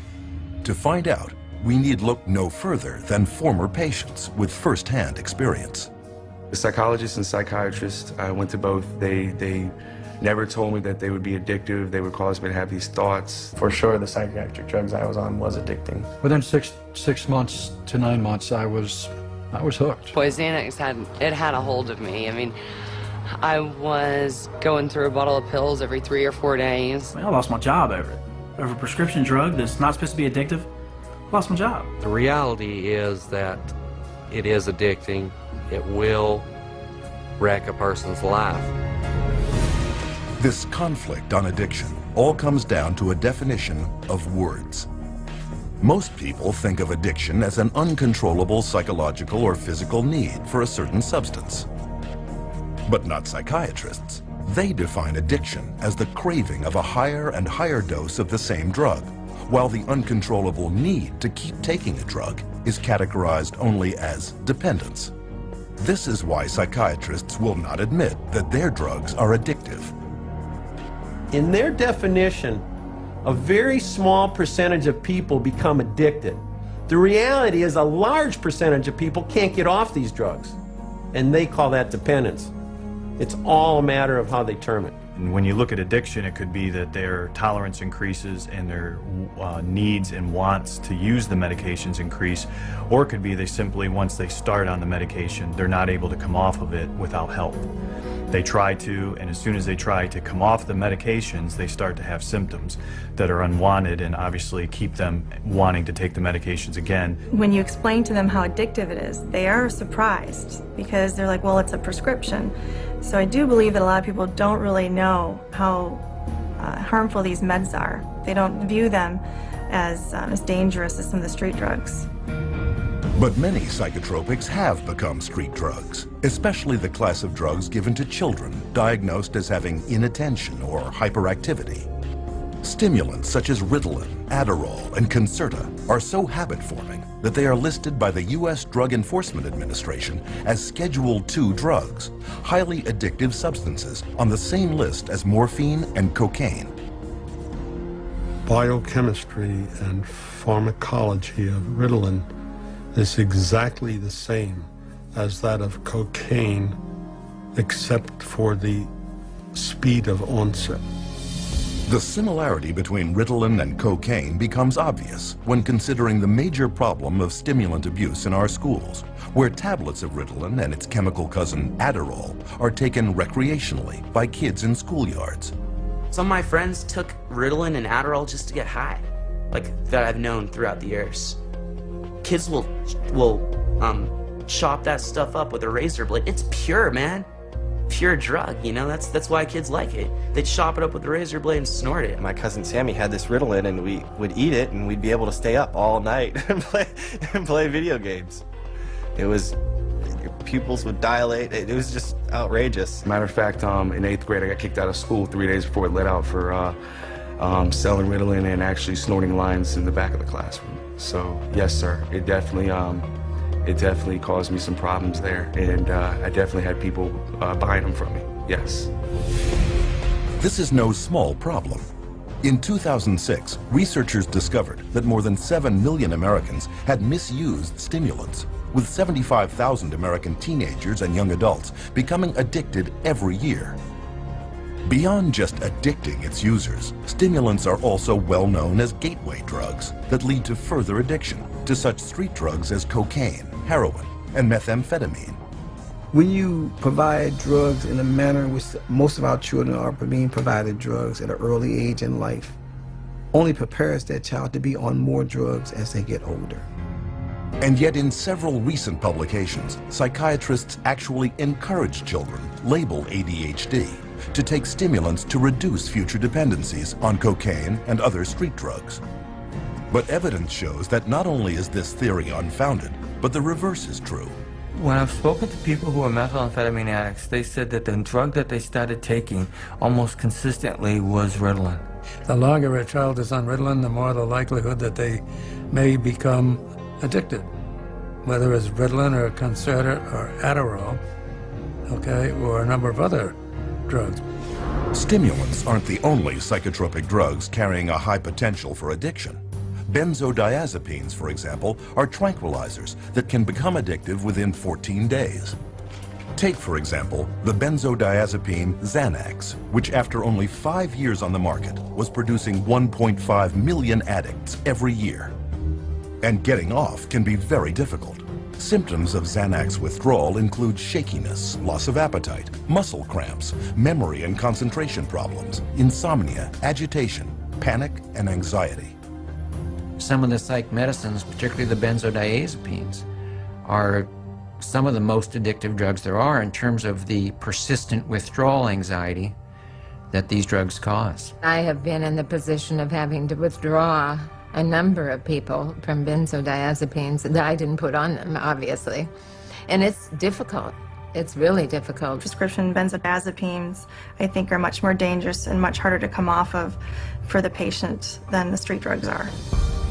But survivors will tell you that benzodiazepines are not the only class of psychotropic drug that is extremely hard to withdraw from. I had about a 10-year time frame in my life where I abused both street drugs and prescription drugs. And the drugs that were the hardest to come off of, in my opinion, were the psychiatric medications. And I mean worse to come off of than a drug like heroin. Withdrawal symptoms from the psychiatric drugs just made my mind go crazy. I couldn't think. I couldn't form coherent thoughts whatsoever. I was racing. I had highs and lows, ups and downs, hot and cold sweats. I went through seizures.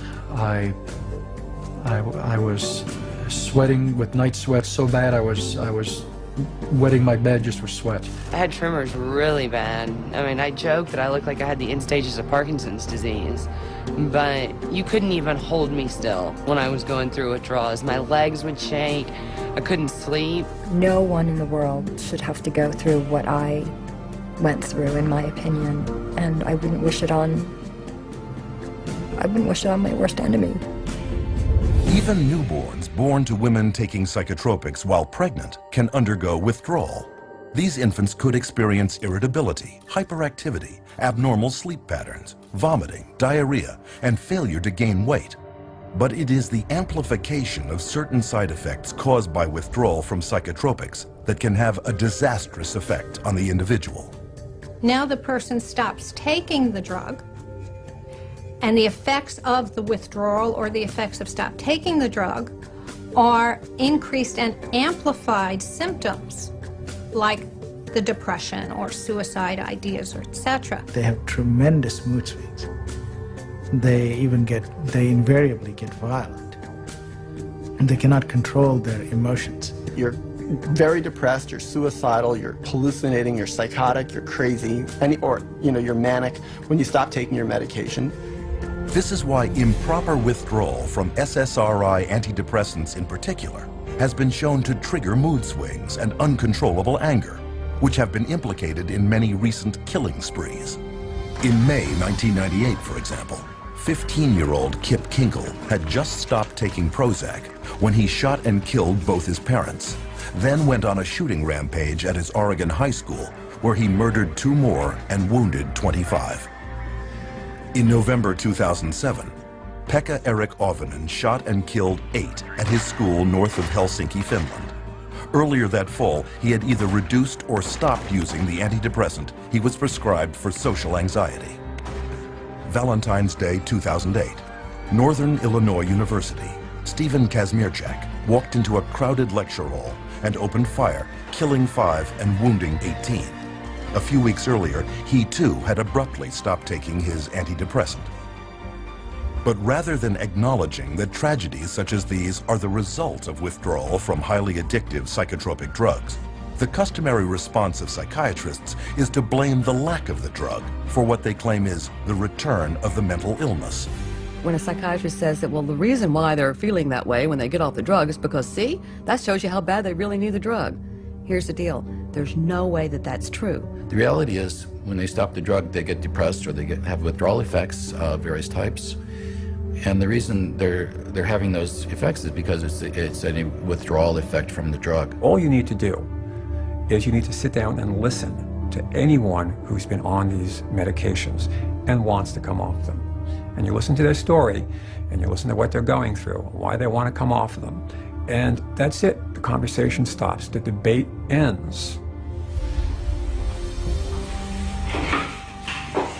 My name is Robin, and currently I am withdrawing from lorazepam, and I am at the 0.4 milligram dose. There we go.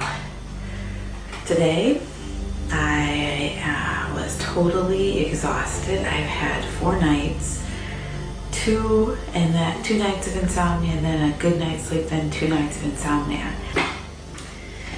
I was just hoping that I can sleep better tonight.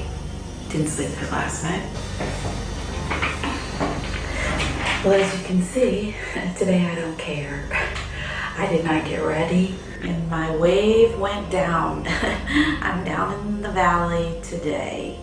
One of the side effects or withdrawal symptoms for lorazepam can be night sweats or hot flashes, a little lightheaded and kind of dizzy, anxiety, sore throat, weepy, very, very tired, grouchy, just overwhelmed, distraught, distressed. I began to experience suicidal thoughts.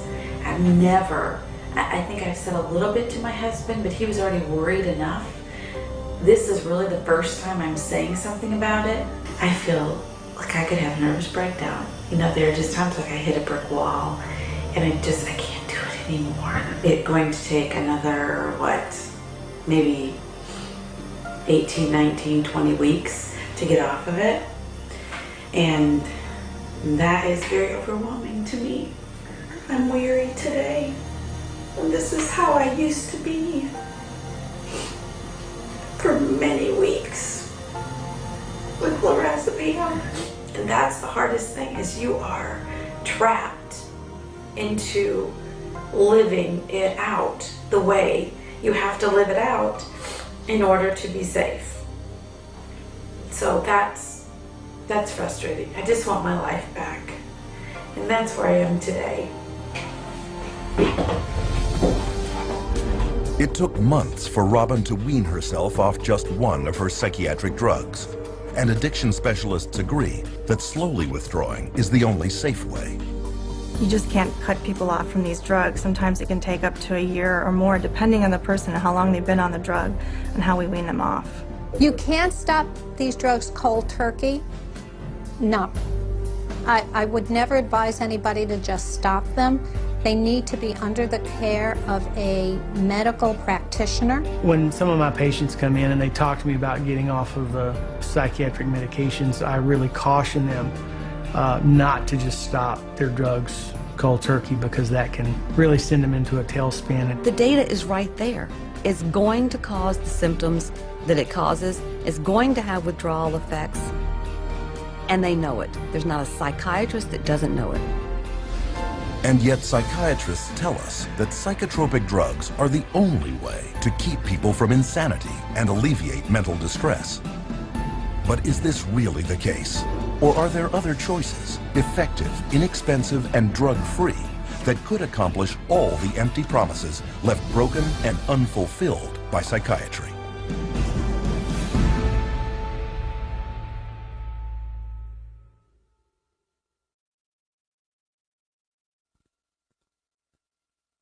After all that we have seen, should we believe psychiatrists when they claim that just around the corner is their next new breakthrough? And if psychiatry isn't working, where do we go from here?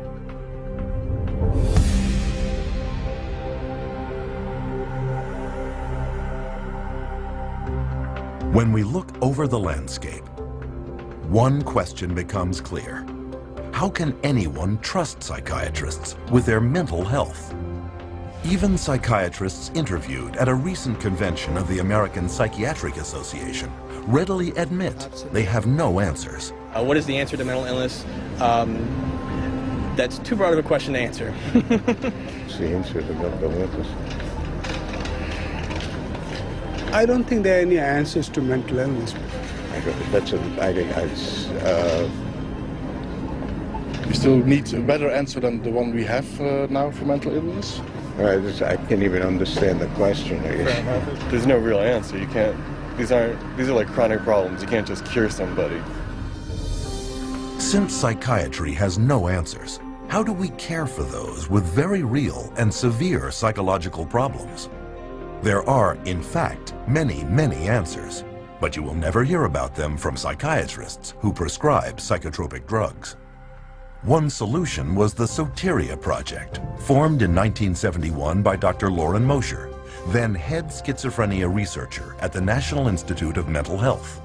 Lauren Mosher developed this program, through NIMH to look at this, because they were starting to have in the research a debate about whether the medications were actually being helpful or whether they were actually causing some problems. They would create a community-based center where people diagnosed with schizophrenia could go. It was going to be non-drug oriented because he didn't believe that psychiatric drugs were the answer to schizophrenia. It provided a place to where there could be people there who would be supportive and be there during the time they have a crisis. Instead of medicating them, be there with them and help them through it. And the results were staggering. Soteria residents did significantly better than their peers who were on drugs, with far fewer readmissions. The success of Soteria House proved that understanding and compassion could relieve mental turmoil far better than psychiatric treatment, and without the nasty side effects. But despite this, Dr. Mosher's breakthrough would soon be utterly rejected by a psychiatric community dependent on psychotropic drugs and pharmaceutical money. In Dr. Mosher's 1998 resignation letter to the American Psychiatric Association, he wrote, "Psychiatry has been almost completely bought out by the drug companies. We condone and promote the widespread use and misuse of toxic chemicals that we know have serious long-term effects. Is psychiatry a hoax as practiced today? Unfortunately, the answer is mostly yes." When people ask me about why aren't there more places to get this type of treatment and why is biopsychiatry kind of taken over, if they were effective, why did they go away? And I really think that it goes back to the question of money. Between political pressure exerted by the psychiatric establishment and a lack of funding, refuges like Soteria are few and far between. But they can be found, and the truly troubled can and do recover. But what about common, everyday mental or emotional distresses, such as depression or mood swings? Without using psychiatry, how can we treat those? It's easier than one might think, since there is ample evidence that well over half of all psychiatric problems are actually caused by an underlying, undetected physical condition. I would say nearly 100% of the time when someone comes in wishing to get off of an antidepressant, I find some underlying issues that weren't addressed originally that may have contributed or else caused their mood disorder. And you start to look at all the different factors in their life, a lot of times you can find that there's multiple different reasons that someone's not feeling well. Viruses can cause depression. Digestive issues can cause depression and anxiety. Iron deficiency is very connected to depression. One of the effects of pesticide poisoning is depression. Little children, if they get a streptococcal infection, can become obsessive and compulsive. I've seen people with bipolar disorder, manic depression, who have food allergies. Pretty much any kind of psychiatric problem can be associated with a low thyroid state. A ton of difficulties that a person has that can manifest itself as a supposed mental illness, but you fix the hormone, you fix the gland, you fix the nutrition. Miraculously, you can also fix the quote-unquote mental illness. Why a psychiatrist cannot get to the root of a person's problem, that's the million-dollar question. I have absolutely no idea. They could.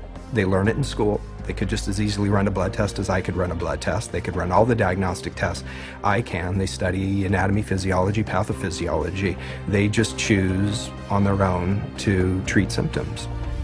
What about others whose psychological problem is not due to an underlying physical problem? Divorcing parents, a change in babysitters, moving in the middle of a school year. Those can cause disruptions in the normal flow of sitting in a class and paying attention. Good things are seen as stressful as bad things. Buying a house can be as stressful as losing a house. Getting married can be as stressful as getting divorced. But it may be some situational anxiety, situational depression that would have resolved on its own years ago. And the patient's been on medicine for years. Well, it is ridiculous to think that normal depression or grief from normal life circumstances should be treated with medication. We didn't think this way before we had them, because people just took it for granted that life was difficult at times. It was stressful, painful, and, you know, difficult emotions, be they anger, pain, sadness, grief. All these things are normal reactions, and to cover that up with medication is really to turn your back on what makes us human beings, which is our emotions. Of course, serious mental problems do at times require the assistance of others. But because of the massive money power of pharmaceutical companies that keeps paid psychiatrists propped up in positions of influence over the public, the media, and the rest of the medical field, the only treatment you will ever hear of is psychotropic drugs. But there is one thing the consumer can do: insist on full and accurate informed consent. Informed consent boils down to the patient must be told about their diagnosis and what the risks and benefits and alternatives are to the treatment. Risks and benefits and alternatives to the treatment, risks, benefits, and alternatives to not treatment. So what are the key points of informed consent when it comes to psychotropic drugs? 1. Psychiatric disorders are not actual diseases requiring medical treatment. 2. There is no scientific proof that psychiatric drugs resolve or cure any mental problems. 3. Psychiatric drugs mask symptoms and come with severe short and long-term side effects. 4. Psychiatric drugs can cause dependency and addiction. 5. Most mental problems are caused by an underlying physical illness. 6. No matter how severe the emotional or psychological distress, there are many effective options that do not involve psychiatric drugs. Unfortunately, these points are rarely told to patients. I have over 2,000 clients, and I can honestly say 100% of them that have come to me, it has either been suggested that they take psychiatric drugs or they actually have taken them. And probably 70 to 80% have actually fallen into the trap and taken the psychiatric drugs because they didn't know what else to do. 50% of patients who are not treated for depression come out of it on their own without any therapy. Okay, that's never on an informed consent, but it is a fact. So, there's never a full informed consent. But the truth is coming out. 14 U.S. state laws now severely restrict the psychiatric labeling and drugging of children. And a 2004 federal law prohibits school personnel from forcing parents to medicate their sons or daughters with psychotropics. Meanwhile, the U.S. Food and Drug Administration has slapped their black box warning label on antidepressants for suicide in children and teenagers, and another warning on stimulants for heart attack, stroke, and sudden death in people of all ages. On another front, psychiatric survivors are now successfully pursuing legal remedies for the crippling effects of psychotropic drugs.